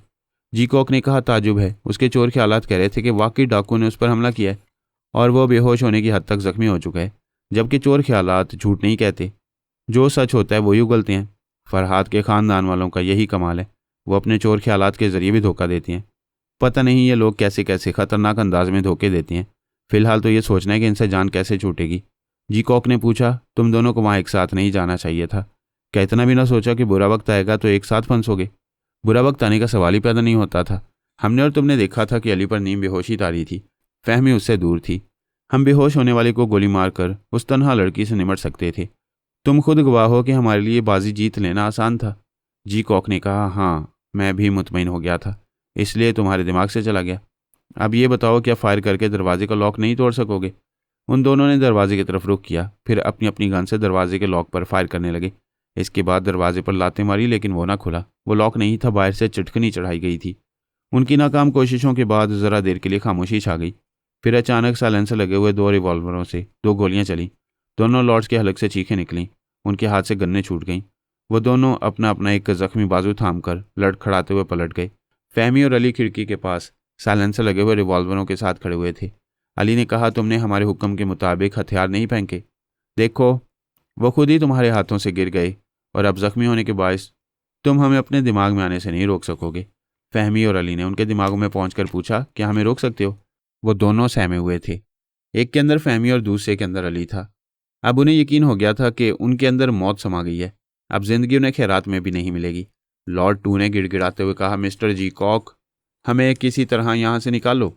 जी कॉक ने कहा, पहले तो वहाँ से निकलने का मसला था, अब तो इन दोनों को तुम्हारे अंदर से निकालने का मसला पैदा हो गया है। इन्हें कैसे निकाला जाएगा? एक लॉर्ड ने आजी से कहा, मिस्टर अली, हमें मुआफ़ कर दें, हमसे समझौता कर लें, हम आपकी बड़ी से बड़ी शराइत मान लेंगे। दूसरे ने कहा, हम सारी ज़िंदगी आपके ताबेदार बनकर रहेंगे और आपकी तवक्कुआत से ज़्यादा आपके काम आते रहेंगे। अली ने पूछा, क्या वाकई हमारे ताबेदार बनकर रहोगे? जी कॉक ने कहा, ये दोनों फंस गए हैं। ज़रूर तुम्हारे ताबेदार बनकर रहेंगे, लेकिन मैं दोस्त बनकर रहना चाहता हूँ। मेरी दोस्ती से तुम बेशुमार फ़वायद हासिल कर सकोगे। अली ने कहा, मैं इन दोनों लॉर्ड से निमटने के बाद तुमसे ही दोस्ती करूँगा। पहले तुम मेरी दोस्ती का नमूना तो देख लो। फहमी ने उन दोनों से कहा, ये तुम्हारे 3 गार्ड्स जख्मी पड़े हैं, इन्हें उठाकर अपनी गाड़ी में यहाँ से ले जाओ, दरवाज़ा खोल दिया गया है। वो जख्मी गार्ड्स उठकर बैठ गए थे। लॉर्ड्स ने उन तीनों को सहारा दिया, फिर दरवाज़ा खोलकर बाहर आ गए। दोनों लॉर्ड्स ने अपने अपने गार्ड्स को अपनी अपनी गाड़ी में बिठाया, फिर वहाँ से ड्राइव करते हुए जाने लगे। एक लॉर्ड ने कहा, हमें यकीन नहीं आ रहा है कि इतने मजबूत शिकंजे से रिहाई मिल गई है। फहमी ने कहा, पहले तुम बंद कमरे में थे, अब खुली फिजा में हो। तुम्हें रिहाई तो मिल चुकी है, लेकिन निजात नहीं मिली है। तुम दोनों उस मुख्तार शाह की सरपरस्ती करते रहे जिसने मेरे अब्बू को कत्ल कराया था। अली ने कहा, तुम दोनों ड्रग माफिया के सरबराह हो, सारी दुनिया में नशे का जहर फैला रहे हो, फिर तवक्को करते हो कि गिरफ्त में आने के बाद निजात मिल जाएगी। मीलों दूर तक जाने वाली नहर पानी से लबालब भरी हुई थी। वो दोनों नहर के साथ वाली सड़क पर तेजी से गाड़ियां ड्राइव कर रहे थे। फहमी और अली ने उनके दिमागों पर पूरी तरह कब्जा जमाया। उन्होंने अपनी अपनी गाड़ियों की रफ्तार खतरनाक हद तक बढ़ा दी। फिर अचानक दोनों लॉर्ड्स ने अपनी गाड़ियों के स्टीयरिंग को दाएं तरफ मोड़ा। वो दोनों तेज़ रफ्तार गाड़ियां यकबारगी घूमकर पुल की कमज़ोर रेलिंग को तोड़कर नहर में चली गईं। गार्ड्स चीखने लगे। दोनों लॉर्ड्स सांस रोककर गाड़ियों से निकलने की कोशिश करने लगे, लेकिन फहमी और अली ने उन्हें निकलने नहीं दिया। पोरस के फरार होने के बाद ये मसला ज़ेरे बहस था कि वह इलेक्ट्रॉनिक आलात की जद में आए बगैर किस तरह फरार हो गया था। पहले तो तमाम अमरीकी अकाबरीन ये कहते रहे कि पोरस के पास नादीदा बनाने वाली गोलियाँ हैं, वो नादीदा बनकर आनी सलाखों के पीछे से निकला होगा, मुसल्ला पहरेदारों के दरमियान से गुजरता गया होगा। नादीदा बनने वाले आने में नज़र नहीं आते, कैमरे की आंख भी नहीं देख सकती, इसलिए पोरस इलेक्ट्रॉनिक आलात की जद में ना आ सका। खुफिया वीडियो कैमरे उसे टीवी स्क्रीन पर ना दिखा सके। यूँ इतने सख्त पहरे के बावजूद वो आसानी से फरार हो गया। जब उस खास जेल खाने का अच्छी तरह मुआयना किया गया और एक एक बात की इंक्वायरी की गई तो पता चला पोरस ने चंद सिपाहियों को हलाक करते ही मेन स्विच ऑफ कर दिया था। तमाम इलेक्ट्रॉनिक आलात को आर्जी तौर पर नाकारा बना दिया। अगर वो नादीदा बनकर फरार होता तो ना सिपाहियों की नज़रों में आता और ना ही उन्हें हलाक करता। इंक्वायरी से साबित हुआ कि उसके पास नादीदा बनाने वाली गोलियां नहीं थी। वह सिपाहियों से मुकाबला करता हुआ, तमाम अहम हालात को नाकारा बनाता हुआ बड़ी हिकमत अमली से निकल भागा था। बाद में पारस ने भी कायल होकर सोनिया से कहा, मामा, हम पोरस के मुतल्लिक गलत सोच रहे थे, उसके पास नादीदा बनाने वाली गोलियां नहीं हैं। वो बाकायदा जदोजहद करता हुआ जेल से फरार हुआ था। अमरीकी सुराग रसानों की रिपोर्ट के मुताबिक उसने तमाम इलेक्ट्रॉनिक आलात को नाकारा बना दिया। सिपाहियों की हलाकत भी इस बात का सबूत है कि उसने मुकाबला करके रिहाई हासिल की। सोनिया ने कहा, फिर तो वो बाकमाल है। तुम्हारा सिर्फ हमशक्ल ही नहीं, तुम्हारी तरह ज़हीन और चालाक भी है। मैं हैरान हूं कि तुम दोनों कैसे कुदरती तौर पर एक ही जैसे हो गए। पारस ने कहा, मैंने अभी तक उस पर तवज्जो नहीं दी है। यही सोचा था कि ऐसे कई आते जाते रहती हैं, नकालों के अंदर जो खोखलापन होता है वो जल्दी ज़ाहिर हो जाता है। लेकिन पोरस ने साबित कर दिया है कि वो नकाल नहीं है, उसे कुदरती तौर पर मेरी ही तरह जहानत मिली है। सोनिया ने कहा, वो जैसा ज़हीन और हाजिर दिमाग है उसी के मुताबिक अगर मस्बत किरदार का मुजाहरा करता रहेगा तो मुझे बड़ी खुशी होगी, और अगर मनफी ख्यालात ज़ाहिर करेगा तो फिर टेलीपैथी की दुनिया में एक और शैतान का इजाफा हो जाएगा और यह उसके हक में भी बुरा होगा। हम देखेंगे कि आइंदा वो किस करवट बैठता है। मैं जा रहा हूँ, फिर आऊँगा। तुम आजकल वाशिंगटन में हो? जी हाँ, अब मैं न्यूयॉर्क जाने वाला हूँ। बिली डोना आ रही है, उसे रिसीव करूँगा। पारस दिमागी तौर पर अपनी जगह हाजिर हो गया और पोरस के मुतल्लिक सोचने लगा। अब वो उसे नज़रअंदाज नहीं करना चाहता था। पोरस उसके नाम से कैसी कैसी वारदातें कर सकता था। इन तमाम पहलुओं पर वह संजीदगी से गौर करने लगा। इसमें शुबा नहीं कि पोरस का फरार एक मुअम्मा बन गया था। उसके फरार होने के सिलसिले में तरह तरह की आरा कायम की गई थी। फिर सब इस नतीजे पर पहुंचे कि पोरस के पास नादीदा बनाने वाली गोलियां नहीं थी। वो बड़ी चालाकी और हिकमत अमली से वहां से निकल भागा, लेकिन वो इतना मक्कार था कि जो करता था उसके पीछे अपनी मक्कारी जाहिर नहीं होने देता था। जेल से फरार होते वक्त भी उसने यही किया, सबको उलझा दिया। सब यही समझते थे कि नादीदा बनाने वाली गोलियां इस दुनिया से नाबूद हो गई हैं। वो इतना नादान बच्चा नहीं था कि ऐसी गैर मामूली गोलियां अपने पास ना रखता। उसने अच्छा खासा ज़खीरा मुख्तलिफ ममालिक के मुख्तलिफ शहरों में छुपा कर रखा था। वह मक्कार नादीदा बनकर जेल से फरार हुआ था। उसने नादीदा बनकर सबसे पहले इलेक्ट्रॉनिक आलात को नाकारा बनाया, फिर जेल के मुख्तलिफ मकामात पर चंद सिपाहियों को इस तरह हलाक किया जैसे उनसे मुकाबला करता हुआ वहाँ से गया हो। ऐसा करने का एक ही मकसद था कि उन गैर मामूली गोलियों की मौजूदगी ज़ाहिर न हो। आइंदा भी वो इन गोलियों को ऐसी सिचुएशन में इस्तेमाल करने वाला था कि कोई उस पर नादीदा होने का शुबा न करता। मैन किलर ने उसे ऐसी जगह कैद किया था जहां हुकूमत और फौज का बहुत ज़रूरी खुफिया सामान छुपा कर रखा जाता था। इसीलिए वहां मुसल्लह सिपाहियों के अलावा जासूसी इलेक्ट्रॉनिक आलात भी नस्ब किए गए थे ताकि खुफिया अहम सामान से कोई एक दिन का भी ना ले जा सके। पोरस ने नादीदा बनकर उन खुफिया मुकामात से गुजरते हुए लेज़र गन्ने और दूसरे जदीद खतरनाक किस्म के हथियार देखे। वहाँ बड़े बड़े कार्टून रखे हुए थे। उसने कार्टून को खोलकर देखा, इसमें हार्मोन्स के इंजेक्शन रखे हुए थे। इनके अलावा और बहुत सा खुफिया सामान था। वो वक्त ज़रूरत नादीदा बनकर वहाँ से बहुत कुछ ले जा सकता था। फ़िलहाल वो इंजेक्शनों का एक पैकेट उठा कर ले गया था। वह जानता था कि पारस वाशिंगटन में है। उसके ख्याल में एक ही शहर में रहना मुनासिब नहीं था, इसलिए वह न्यूयॉर्क आ गया। उसे ये खबर नहीं थी कि पारस भी न्यूयॉर्क पहुँचने वाला है। वह तमाम दिन रिहाइश इख्तियार करने के सिलसिले में मसरूफ़ रहा। इस दौरान में उसने शीतारा से रब्ता किया। वो बोली, तुम कहाँ हो? तुम मुझे मैन किलर की कैद में छोड़ गए थे। क्या ये तुम्हारी मर्दानगी है? मैंने कभी मर्दानगी का दावा नहीं किया। जैसा कि तुम जानती हो, मैं खुद मैन किलर की कैद में था। मैंने कितनी मुश्किलों से रिहाई हासिल की है ये मैं ही जानता हूँ। रिहाई पाते ही तुम्हें मेरे पास आना चाहिए था। क्यों आना चाहिए था? क्या मैं तुम्हारा गुलाम हूँ? ऐसा क्यों कह रहे हो? मैं तो मोहब्बत से बुला रही हूँ। तुम्हारे साथ रहने में ख़तरा है। पारस तुम्हारे दिमाग में आता जाता रहता है। मैं कभी उसे नहीं आने दूंगी। उसकी सोच की लहरों को महसूस करते ही सांस रोक लिया करूंगी। मुझे शुबा है कि वो तुम्हारे दिमाग में कोई दूसरा लहजा इख्तियार करके आता है। उसे तुम महसूस नहीं करती हो। तुम कैसे कह सकती हो कि वो ऐसी मक्कारी करता रहता है? वो मक्कार है, ऐसा ज़रूर करेगा। उसे हमारे ताल्लुकात का इल्म है। वो तुम्हारे ज़रिए मेरे मुताल्लिक बहुत कुछ मालूम कर सकता है। तुम्हारे अंदर खामोश रहकर मेरी बातें सुन सकता है, मेरी बातों से अंदाज़ा कर सकता है कि मेरे मकासद क्या हैं और मैं आइंदा क्या करने वाला हूँ। मैं उसकी मामूला नहीं हूँ, फिर वो मेरी इजाज़त के बगैर मेरे अंदर कैसे आएगा। मैं ये नहीं जानता कि वो कैसी कैसी मक्काराना चालों से तुम्हें मामूला बना सकता है, लेकिन इतना जानता हूँ कि वो मुख्तलिफ ज़राए से मेरे बारे में मालूमात हासिल करेगा और उनमें से एक ज़रिया तुम हो। क्या तुम मुझसे पीछा छुड़ाना चाहते हो? ऐसी बात नहीं है। जब मुझे यकीन हो जाएगा कि तुम उसकी मामूला नहीं हो और वह तुम्हारे अंदर छुप कर नहीं आता है, तो फिर मैं तुमसे रूबरू मुलाकात करूँगा। तुम जानते हो मैं तन्हा रह गई हूँ, मुझे तुम्हारी ज़रूरत है। मैं ख्याल खौनी के ज़रिए तुम्हारे काम आता रहूँगा। तुम बेरुखी दिखा रहे हो, जबकि तुम पहले मर्द हो जिसकी मैं दिलो जान से वफादार हूँ। जब तुम पहली बार मिले तभी मैंने कसम खाई थी कि तुमसे न कभी झूठ बोलूँगी और न कभी धोखा दूंगी। सारी ज़िंदगी तुम्हारे साथ गुजारूंगी। तुम खुद को बहुत चालाक समझती हो और चालाकियाँ दिखाकर नुकसान उठाती हो।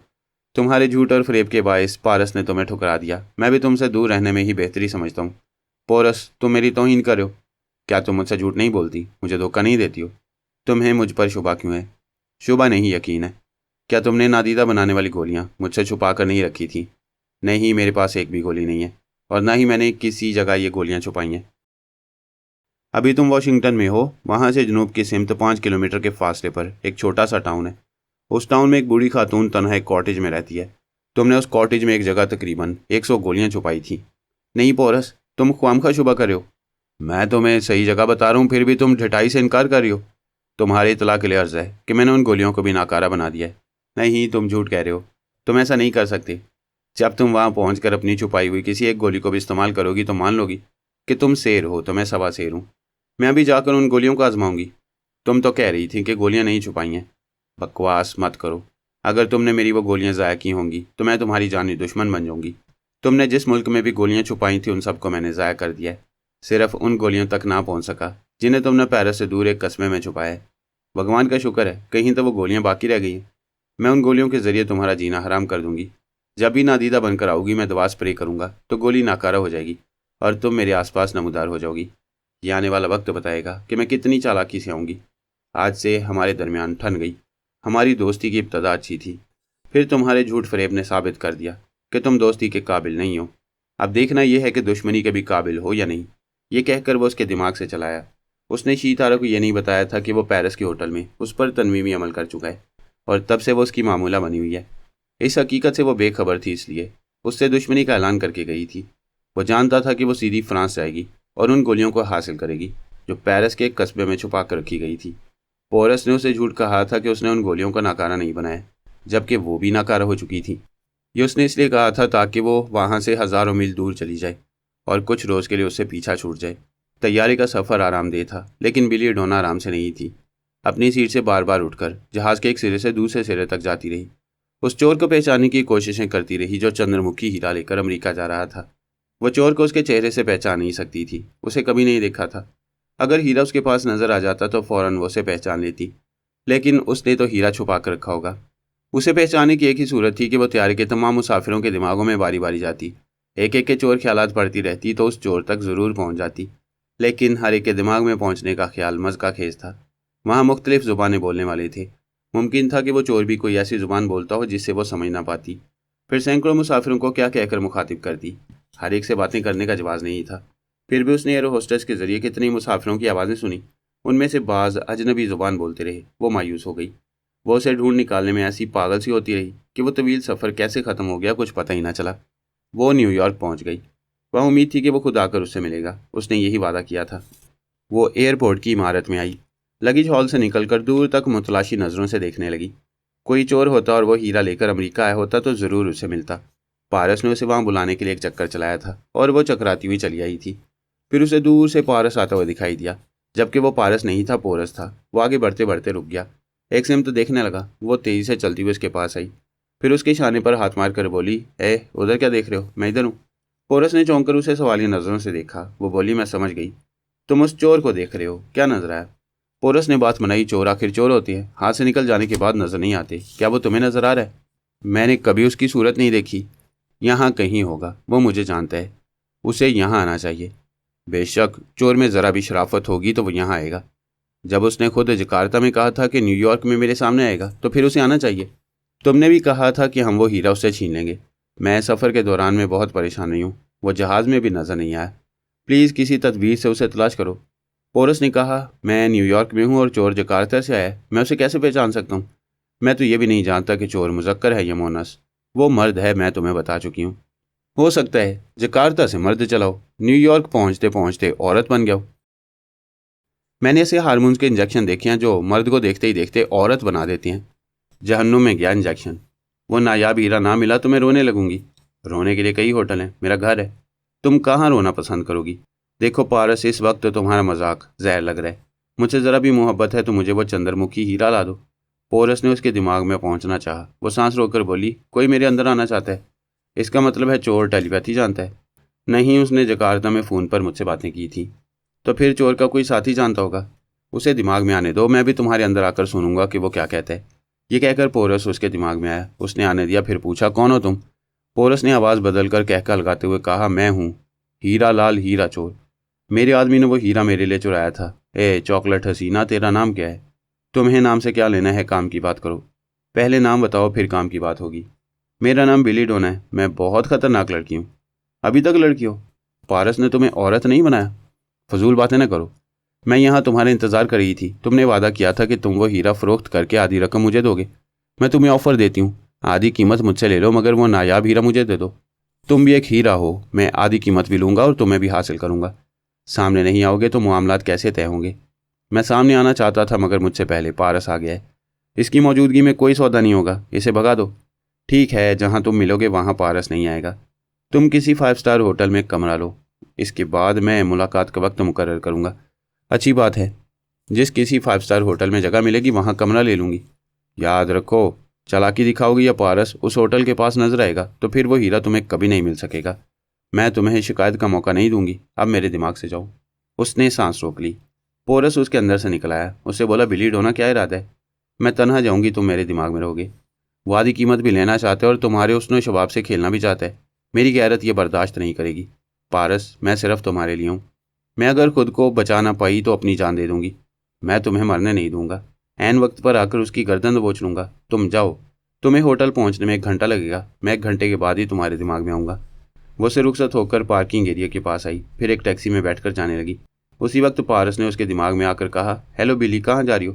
वो हैरानी से बोली, तुमने 1 घंटे बाद मेरे दिमाग में आने को कहा था, फिर इतनी जल्दी क्यों आयो? मेरी जान, मैंने नहीं कहा था, एक बहरूपी ने कहा था। वो मेरा हमशक्ल है, उसका नाम पोरस है। तुम अब तक धोखा खा रही थी। ये तुम क्या कह रहे हो? क्या तुम एयरपोर्ट पर नहीं थे? मैं वहाँ था, लेकिन चोर का पीछा करता हुआ दूर निकल गया था। आखिर मैंने उसे दबोच लिया। क्या तुमने उसे पकड़ लिया है? तुम्हारे लिए खुशखबरी है, मैंने वो चंद्रमुखी हीरा उससे छीन लिया है। क्या? वो खुश होकर बोली, सच? क्या वो हीरा अब तुम्हारे पास है? हाँ। उस चोर के पास तुम्हारा पूरा नेकलेस नहीं था, सिर्फ हीरा था। अब वो मेरी जेब में है। तुम कहाँ हो? तुम्हारी टैक्सी के पीछे, जो ब्लैक मर्सिडीज है उसे मैं ड्राइव कर रहा हूँ। उसने पीछे पलट कर देखा, फिर कहा, तुम बहुत शरीर हो, मेरे पीछे आ रहे हो, मुझे बताना तो चाहिए। गाड़ी रोको। ठहरो, गाड़ी ना रुकवाना, चलती रहो। पोरस ने जैसा कहा है वैसे ही करती रहो। वो तुम्हारा ताकुब कर होगा, ये देखना चाहता होगा कि मैं तुमसे कहाँ मुलाकात करने वाला हूँ। मैं हैरान हूँ कि वो बिल्कुल तुम्हारी तरह है, उसके बोलने का अंदाज भी तुम्हारे जैसा है। वो खतरनाक हद तक ज़हीन और मकार है। ये समझ रहा होगा कि मैं ख्याल ख्वानी के ज़रिए तुम्हारे अंदर हूँ और उसे ट्रैप करने की कोशिश करूँगा। तो फिर वो होटल नहीं आएगा। यही मैं देखना चाहता हूँ कि वो चोर बनकर तुम्हें होटल में क़याम करने का मशवरा क्यों दे रहा था। जब वो ज़हीन और मकार है तो होटल में नहीं आएगा। ये समझ गया होगा कि हमारे दरमियान राब्ता हो चुका है। तुम होटल के कमरे में पहुंचोगी तो पता चलेगा कि आइंदा क्या होने वाला है। उसने एक होटल में पहुंचकर कमरा हासिल किया। उस कमरे में आकर इंतजार करने लगी। 15 मिनट के बाद ही दस्तक सुनाई दी। वो बोली, दरवाज़ा खुले, अंदर आ जाओ। 2 अफराद दरवाज़ा खोलकर अंदर आए। उसने पूछा, फरमाइए। उन्होंने अपने कार्ड्स दिखाए। उनका ताल्लुक मिलिट्री इंटेलिजेंस से था। एक अफसर था, दूसरा उसका मातियत। उस अफसर ने कहा, मिस बिली डोना, मैंने तुम्हें एयरपोर्ट पर ही पहचान लिया था। तुमने अमरीकी हुक्काम की मेहरबानियों से ट्रांसफार्मर मशीन के जरिए टेलीपैथी सीखी, फौज के ट्रेनिंग सेंटर में रहकर तरबियत हासिल की, फिर अचानक नादीदा बनाने वाली गोलियां और फ्लाइंग कैप्सूल का जखीरा चुरा कर फरार हो गई। वो बोली, तुम मेरी पूरी हिस्ट्री जानते हो, ये बताओ कि इस इरादे से आयो। तुम्हें आर्मी हेडक्वार्टर ले जाऊंगा, वहाँ तुम्हारा मुहासबा किया जाएगा। तुम्हें जवाब देना होगा कि तुमने अपने मुल्क और कौम के साथ क्यों गद्दारी की। अगर मैं तुम्हारे साथ ना जाऊँ तो? मैं जानता हूँ तुम्हारे साथ पारस भी है, मैंने उसे एयरपोर्ट पर देखा है। वो तुम्हारी सिक्योरिटी के लिए यहीं कहीं मौजूद होगा। उसे टेलीपैथी के जरिए कहो कि वो हमें अपना फ़र्ज़ अदा करने से ना रोके। ख्वामखा हमारे आदमी तो मारे जाएंगे, लेकिन रुकावट पैदा होते ही तुम्हें भी गोली मार दी जाएगी। अफसर ने लिबास के अंदर से अपना रिवॉल्वर निकाल लिया, फिर कहा, मैं योगा का माहिर हूँ, कोई मुझे गोली चलाने से नहीं रोक सकेगा। होटल के मुख्तलिफ हिस्सों में मेरे जितने मातियत हैं वो भी योगा के माहिर हैं। मैं हर हाल में तुम्हें आर्मी हेडक्वार्टर ले जाऊंगा। ऑफिसर, जब पारस मेरे साथ है तो फिर फरहाद अली तैमूर की पूरी टीम मेरी हिफाजत करेगी। तुम मुझे गोली मारोगे तो तुम्हारे कितने ही आला अफसरान मौत के घाट उतर जाएंगे। इसका अंदाज़ा तुम्हें है? दूसरे अफसरान के साथ क्या होगा ये मैं जानना नहीं चाहता। मैं अपनी ड्यूटी अदा कर रहा हूँ, चलो। उसकी बात खत्म होते उसके हलक से कराह निकली, हाथ से रिवॉल्वर छूट गया। पोरस बाथरूम के दरवाजे पर खड़ा था, उसके हाथ में साइलेंसर लगा हुआ एक रिवॉल्वर था। गोली अफसर की उंगलियों में लगी थी, मामूली जख्म था। वो झुककर फर्श पर दूसरे हाथ से अपना रिवॉल्वर उठा सकता था। पोरस ने कहा, मैं तुम्हें कत्ल नहीं करना चाहता, लेकिन रिवॉल्वर उठाओगे या चालाकी से बाहर वालों को बुलाना चाहोगे तो एक लम्हा भी ज़ाया किए बगैर गोली मार दूंगा। बिली डोना खुश होकर पोरस को दिख रही थी, उसे पारस समझ रही थी। पारस ने ख्याल खोनी के जरिए कहा, ज़्यादा खुश होकर दांत ना निकालो, मुंह बंद करो, वो पोरस है। वो उसे ताज्जुब से देखने लगी। पोरस ने अफसर के मातियत को एक सिरिंज देकर कहा, यह इंजेक्शन अपने सांप को लगाओ। इनकार करने में वक्त ज़ाया करोगे तो मुझे तुम पर एक गोली ज़ाया करनी होगी। ये कहते ही पोरस अफसर के दिमाग में पहुंच गया। वह जख्मी होने के बाद सांस ना रोक सका। अफसर ने पोरस की मर्जी के मुताबिक अपने मातियत से कहा, वक्त ज़ाया न करो, ये इंजेक्शन मुझे लगाओ। मातियत ने हुक्म की तामील की। इसके बाद अफसर ने मातियत को दूसरा इंजेक्शन लगाया। बेली डोना ने अफसर की जख्मी उंगलियों पर पट्टियां बांधी, उसके दिमाग पर कब्जा जमाया। पारस ने मातियत के दिमाग को अपने काबू में रखा। इस तरह वो सब बाहर आए। बाहर खड़े हुए फौजी जवानों ने देखा बिली डोना और पारस के हाथों में हथकड़ियां थीं। अफसर और मातियत बड़ी शान से उन्हें गिरफ्तार करके होटल के बाहर आए। अफसर ने जवानों से कहा, मैंने दूसरे रास्ते से ले जा रहा हूँ, तुम सब दूसरे रास्ते से जाओ ताकि पारस को जो लोग बचाने आए वो ये समझें कि पारस और उसकी महबूबा को फौजी जवान हिरासत में ले जा रहे हैं। वो दो मुख्तलिफ रास्तों से चल पड़े। कुछ दूर जाने के बाद अफसर ने गाड़ी रोक दी, उनकी हथकड़ियाँ खोल दी, फिर उन्हें गाड़ी से उतारकर अपने मातियत के साथ वहाँ से चला गया। जब वो नज़रों से ओझल हो गए तो पोरस ने कहा, मैं जानता हूँ अब तक पारस से तुम्हारा राब्ता हो चुका होगा। मुझे एयरपोर्ट पर तुम्हारे चोर ख्यालात पढ़ने का मौका मिला था। पता चला तुमने खुद को पारस के लिए वक्फ कर दिया और तुम वाकई उसकी वफादार हो। लिहाजा मैं तुम्हारे साथ कोई चक्कर नहीं चलाऊंगा। मैं जा रहा हूँ। कहाँ जा रहे हो? पारस आने वाला है, उससे मुलाकात करो। मैंने तुम्हें मिलिट्री इंटेलिजेंस वालों से बचाया, गोया पारस की अमानत की हिफाजत की। मेरी उसे कोई दुश्मनी नहीं है और ना आइंदा कभी दुश्मनी के हालात पैदा होने दूंगा। तुम बहुत अच्छे ख्यालात के मालिक हो। थोड़ी देर रुक जाओ, पारस से ज़रूर मुलाकात करो। सॉरी, पारस से मेरी दोस्ती भी नहीं है। मुलाकात ज़रूरी नहीं है, कभी हालात ने मिलाया तो मिलना ही पड़ेगा। Okay, goodbye. वो तेज़ी से चलता हुआ एक करीबी गली में घुसकर नज़रों से ओझल हो गया। पारस ने ख्याल खानी के जरिए कहा, मैं तुम्हारे पास पहुंचने वाला हूँ, तुम इसका ताक़ुब करो, देखो वो कहाँ जाता है। बिली डोना छुपकर उसका ताक़ुब करने लगी। वो एक गली से दूसरी गली में गया, फिर एक रेस्तोरान में दाखिल हो गया। वो एक छोटा सा रेस्तोरान था। बिली डोना ने काउंटर पर आकर पूछा, यहाँ भी एक जवान आया था, उसने मल्टी कलर की शर्ट पहनी हुई थी, वो किधर गया है? काउंटर गर्ल ने कहा, वो उधर वॉशरूम की तरफ गया था। पोरस वॉशरूम में जाकर नादीदा बनकर बाहर आया। बिली डोना को देखने लगा, वो उसे तलाश कर रही थी। पोरस ने उसके दिमाग में पहुंचना चाहा तो उसे जगह मिल गई। बिली डोना ने उसे इसलिए महसूस नहीं किया कि पारस पहले से उसके अंदर मौजूद था। वो पारस से बोली, वो कहाँ चला गया? जबकि रेस्तोरां का कोई पिछला दरवाज़ा नहीं है, वो एक छत से दूसरी छत पर जा सकता है। उसे तुम्हारे ताक़ुब का इल्म हो चुका है, अब वो नज़र नहीं आएगा। तुम वापस आ जाओ, मैं मेन रोड पर इंतज़ार कर रहा हूँ। वो रेस्तोरां से बाहर निकलने लगी। पोरस मुस्कुराने लगा। अमरीकी काबरी ने फिर एक बार यह खुशखबरी सुनी कि पारस को गिरफ्तार कर लिया गया है। 3 हफ्ते पहले वो उनकी कैद में था और बड़े पुरस्कार तरीके से फरार हुआ था। वो पहले भी पोरस को पारस समझ रहे थे और अब भी हेडक्वार्टर में यही इतला पहुंची थी कि बिली डोना की गिरफ्तारी के दौरान में पारस भी गिरफ्त में आ गया है। एक हाकिम ने कहा, यह खबर हमारे टेलीपैथी के शोबे के इंचार्ज मैन किलर को दी जाए। हमारा जो अफसर उन्हें गिरफ्तार करके ला रहे मैन किलर उसकी मदद करेगा। कई अकाबरी ने एतराज़ किया कि एक बार मैन किलर की गफलत से पारस फरार हो गया था। वह बेपरवाह और गैर जिम्मेदार है, अब उसे पारस से दूर रखा जाए। लेकिन पारस और बिली डोना की गिरफ्तारी मामूली वाक़या नहीं थी। ये एक फ़ौजी अफसर का बहुत बड़ा कारनामा था। इस कारनामे की इतला मैन किलर तक पहुंची। उसने ख्याल खोनी के जरिए पोरस को मुखातिब किया, हेलो पारस, मुझे यकीन नहीं आ रहा है, क्या वाकई तुम गिरफ्तार हो चुके हो? तुम मेरे और बिली डोना के हाथों में हथकड़ियाँ देख सकते हो। हम दोनों निहत्थे हैं। हमारे पास नादीदा बनाने वाली गोलियाँ नहीं हैं, वरना हम नादीदा बनकर फ़रार हो जाते। हाँ, मैं हथकड़ियाँ देख रहा हूँ। तुम्हारे फ़रार होने की सूरत भी नहीं है। चलो, अच्छी बात है। तुम्हें टॉर्चर सेल में ले जाकर पूछा जाएगा कि तुम कैसे फ़रार हुए थे। मैन किलर, तुम फिर गलती कर रहे हो। मैं पारस नहीं, पोरस हूँ। पहले भी मैंने तुम्हें यकीन दिलाने की कोशिश की थी। तुम हमारी कैद में रहोगे। सोनिया और फरहाद तुम्हारी रिहाई के लिए राब्ता करेंगे, तो मालूम हो जाएगा कि तुम पारस हो या पोरस। अगर यह साबित हो जाए कि मैं पोरस हूँ तो क्या मुझसे दोस्ती करोगे? खुशी से दोस्ती करूँगा, इसमें शुबा नहीं कि तुम बहुत बाकमाल हो। ऐसा बाकमाल पारस ही हो सकता है। अगर तुम कोई और हो तो तुम्हारा यूं पारस की तरह ज़बरदस्त होना हैरत अंगेज़ है। मैं ज़रूर दोस्ती करूँगा। ठीक है, इस मामले पर फिर गुफ्तगू करेंगे। उसने सांस रोक ली। मैन किलर को उसके दिमाग से निकलना पड़ा। उसने आर्मी हेडक्वार्टर में आकर तमाम आला अफसरान से कहा, आप लोगों ने बिली डोना और पारस की गिरफ्तारी से मुझे बेखबर रखा था, लेकिन मैं इतने बड़े मामले से बेखबर नहीं रह सकता था।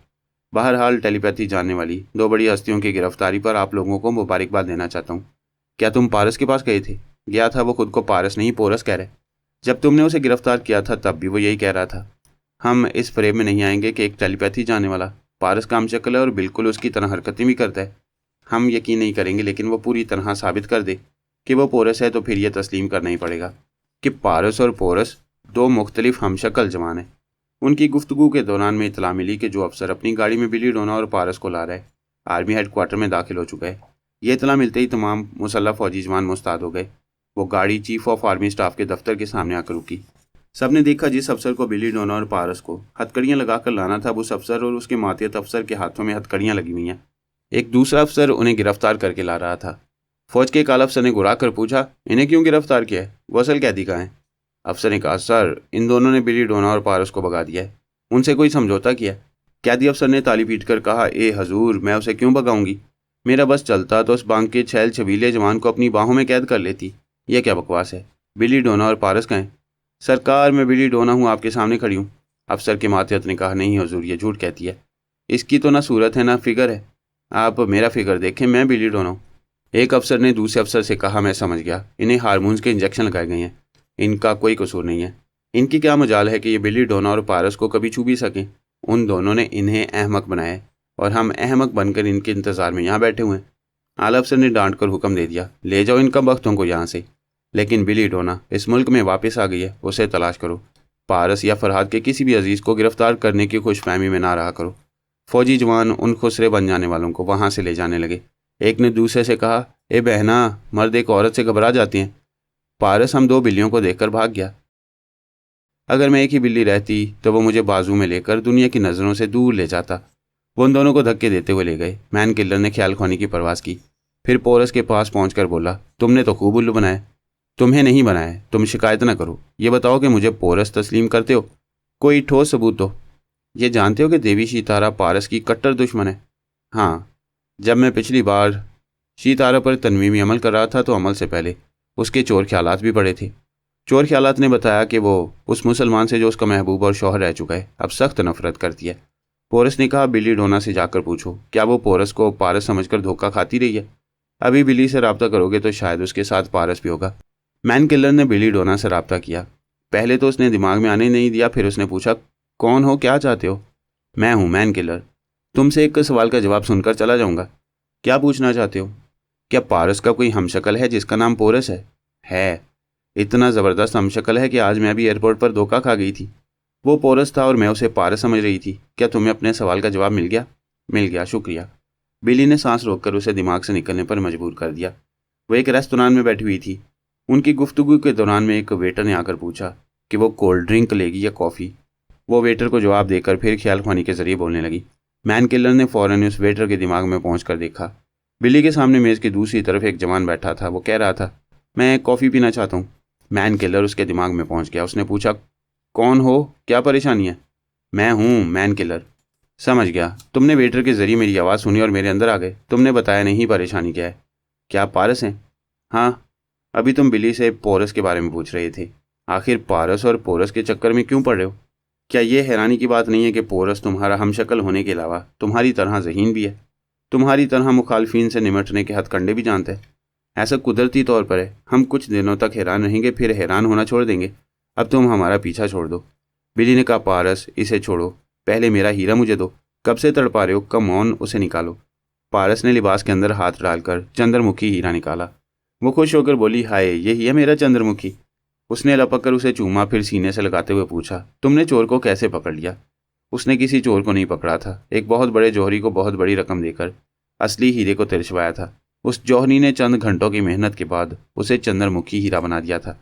उसने बात बना दी कि किस तरह चोर को पहचान कर उसे हीरा छीन लिया था। फिर उसने मैन किलर से कहा, और कितनी देर रहने का इरादा है? ये दिमाग क्या तुम्हारे बाप का घर है? Get out. उसने सांस रोकी। वह वहाँ से पोरस के दिमाग में आया। पोरस एक चार्टर्ड त्यारे में सफ़र कर रहा था और मैन किलर ने पारस को एक रेस्तोरां में बिली के साथ देखा था। अब यकीन हो गया कि पारस और पोरस दो अलग हस्तियाँ हैं। पोरस ने पूछा, क्या यकीन आ गया? हाँ, तुम तो बिल्कुल पारस जैसे हो। मैं हैरान हूँ कि हैरान होने के लिए उम्र पड़ी है। काम की बात करो, दोस्ती करोगे? मैं तो सर के बल दोस्ती करूँगा, मगर तुम कुछ गड़बड़ लगते हो। अब क्या गड़बड़ है? मुझे लगता है तुम पारस के भी दोस्त हो। ये तुम्हारा ख्याल है। नहीं, हकीकत है। तुमने पारस की महबूबा की मदद की, उसे हमारे फौजियों की हिरासत से छुड़ा कर ले गए। अगर दोस्त नहीं हो तो बिली डोना को हिरासत से निकाल कर पारस के पास क्यों पहुंचाया? बिली डोना मुझे पारस समझकर धोखा खा रही थी। अगरचे वो बेहद हसीन है, लेकिन मैं कभी किसी की इज्जत पर हाथ नहीं डालता। अगर वो पारस की नहीं किसी और की महबूबा होती, तब भी मैं इज्जत से उसके महबूब तक पहुंचा देता। ऐसा करने का मतलब ये नहीं है कि मैं किसी का दोस्त बन गया हूँ। तुम बिली को यरगमाल बनाकर पारस को अपने सामने झुकने पर मजबूर कर सकते थे। मैं उसे क्यों मजबूर करता? अगर मेरी उससे दोस्ती नहीं है तो दुश्मनी भी नहीं है। क्या तुम समझते हो वो कभी तुम्हें नुकसान नहीं पहुंचाएगा? तुमने मुझे नुकसान पहुंचाया था, मुझे कैदी बनाया था। क्या मैं तुमसे दुश्मनी करूं? मैं तो दोस्ती करना चाहता हूं। तुम अजीब हो। जब तुम्हें किसी से दुश्मनी नहीं करनी है, हर एक से दोस्ती करनी है, तो टेलीपैथी की दुनिया में क्यों आए हो? क्या टेलीपैथी की दुनिया में दुश्मनी लाजमी होती है? हम सब दोस्त बनकर टेलीपैथी के जरिए अपनी दुनिया में खुशहाली नहीं ला सकते। तुम कोई महात्मा हो? क्या तमाम टेलीपैथी जानने वालों को एक दूसरे का दोस्त बना सकोगे? पहले तो मैं सभी को अपना बनाने की कोशिश करता रहूँगा, फिर सबको एक दूसरे से मोहब्बत करने पर माइल करूँगा। तुम अहमकों की जन्नत में रहते हो। नामुमकिन कभी मुमकिन नहीं होता। पहले यह भी नामुमकिन था कि नादीदा बनने वालों को नादीदा बनने से बाज रखा जाए। वो गोलियां मुसीबत बन गई थी, उन गोलियों को ख़त्म करना नामुमकिन था, लेकिन मैंने ये सिलसिला ख़त्म कर दिया। तमाम टेलीपैथी जानने वालों को उन गोलियों से महरूम कर दिया। इसके अलावा वो फ्लाइंग कैप्सूल के जरिए भी पलक झपकते में किसी दूसरे मुल्क या जगह नहीं पहुंच सकेंगे। जो काम नामुमकिन था वो मैंने कर दिखाया। वो गोलियों का मामला था। तुमने एक स्प्रे करने वाली दवा के जरिए उन्हें ख़त्म कर दिया, लेकिन टेलीपैथी जानने वालों को कैसे माइल करोगे या मजबूर करोगे कि वो आपस में दोस्त बनकर रहें? तुम सब टेलीपैथी के नशे में अपनी ताकत का मुजाहरा करके एक दूसरे से बरतर होना चाहते हो। अगर टेलीपैथी को ख़त्म कर दिया जाएगा तो सबके गुब्बारों से हवा निकल जाएगी। वो एक दूसरे के मुकाबले में ताकत का मुजाहरा नहीं कर सकेंगे। क्या तुम जागती आंखों से ख्वाब देखते हो? क्या टेलीपैथी का इल्म इस दुनिया से ख़त्म हो सकता है? हो सकता है। मेरे जिन डॉक्टरों ने नादीदा गोलियों का नाकारा बना दिया, अब वो एक गैर मामूली और हैरत अंगेज़ दवा तैयार कर रहे हैं। वो दवा क्या होगी?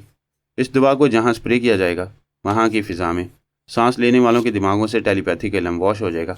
दिमाग ऐसे धुल जाएंगे जैसे उन्होंने कभी टेलीपैथी सीखी ना हो। अबे ओ टेलीपैथी के दुश्मन, तूने वाकई एक नामुमकिन काम को मुमकिन कर दिया था।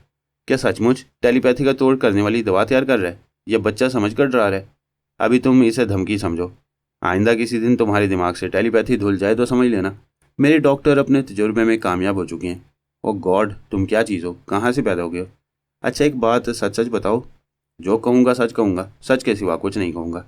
अगर हम दोनों पक्के दोस्त बन जाएं, अगर मैं तुम पर जान कुर्बान करने वाला दोस्त बन जाऊँ, तो तुम उस दवा से मेरी ख्याल ख्वानी करने की सलाहियत को नुकसान तो नहीं पहुँचाओगे?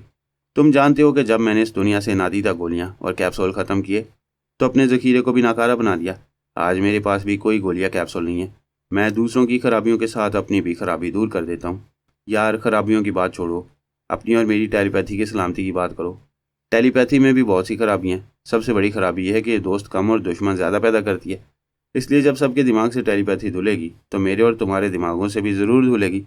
क्यों बकवास करती हो? कल से सोचो, जब तुम्हारी दवा के ज़रिए इस दुनिया से टेलीपैथी ख़त्म हो जाएगी, सिर्फ हम दोनों भाई ख्याल ख्वानी करेंगे तो पूरी दुनिया पर हुकूमत करने लगेंगे। सॉरी, मैं दूसरों के लिए जो सोचता हूँ अपने लिए भी वही करता हूँ। इसे इंसाफ कहती हैं। वो इंसाफ की माँ बहन एक करने लगा। गुस्से में आपे से बाहर होने लगा। पारस ने सांस रोककर उसे भगा दिया, फिर मुस्कुराते हुए त्यारे की खिड़की के बाहर अमेरिका के मुजस्मा आज़ादी को देखने लगा। वह एक छोटा त्यारा किराए पर हासिल करके न्यूयॉर्क और उसके अतराफ के शहरों का नज़ारा कर रहा था।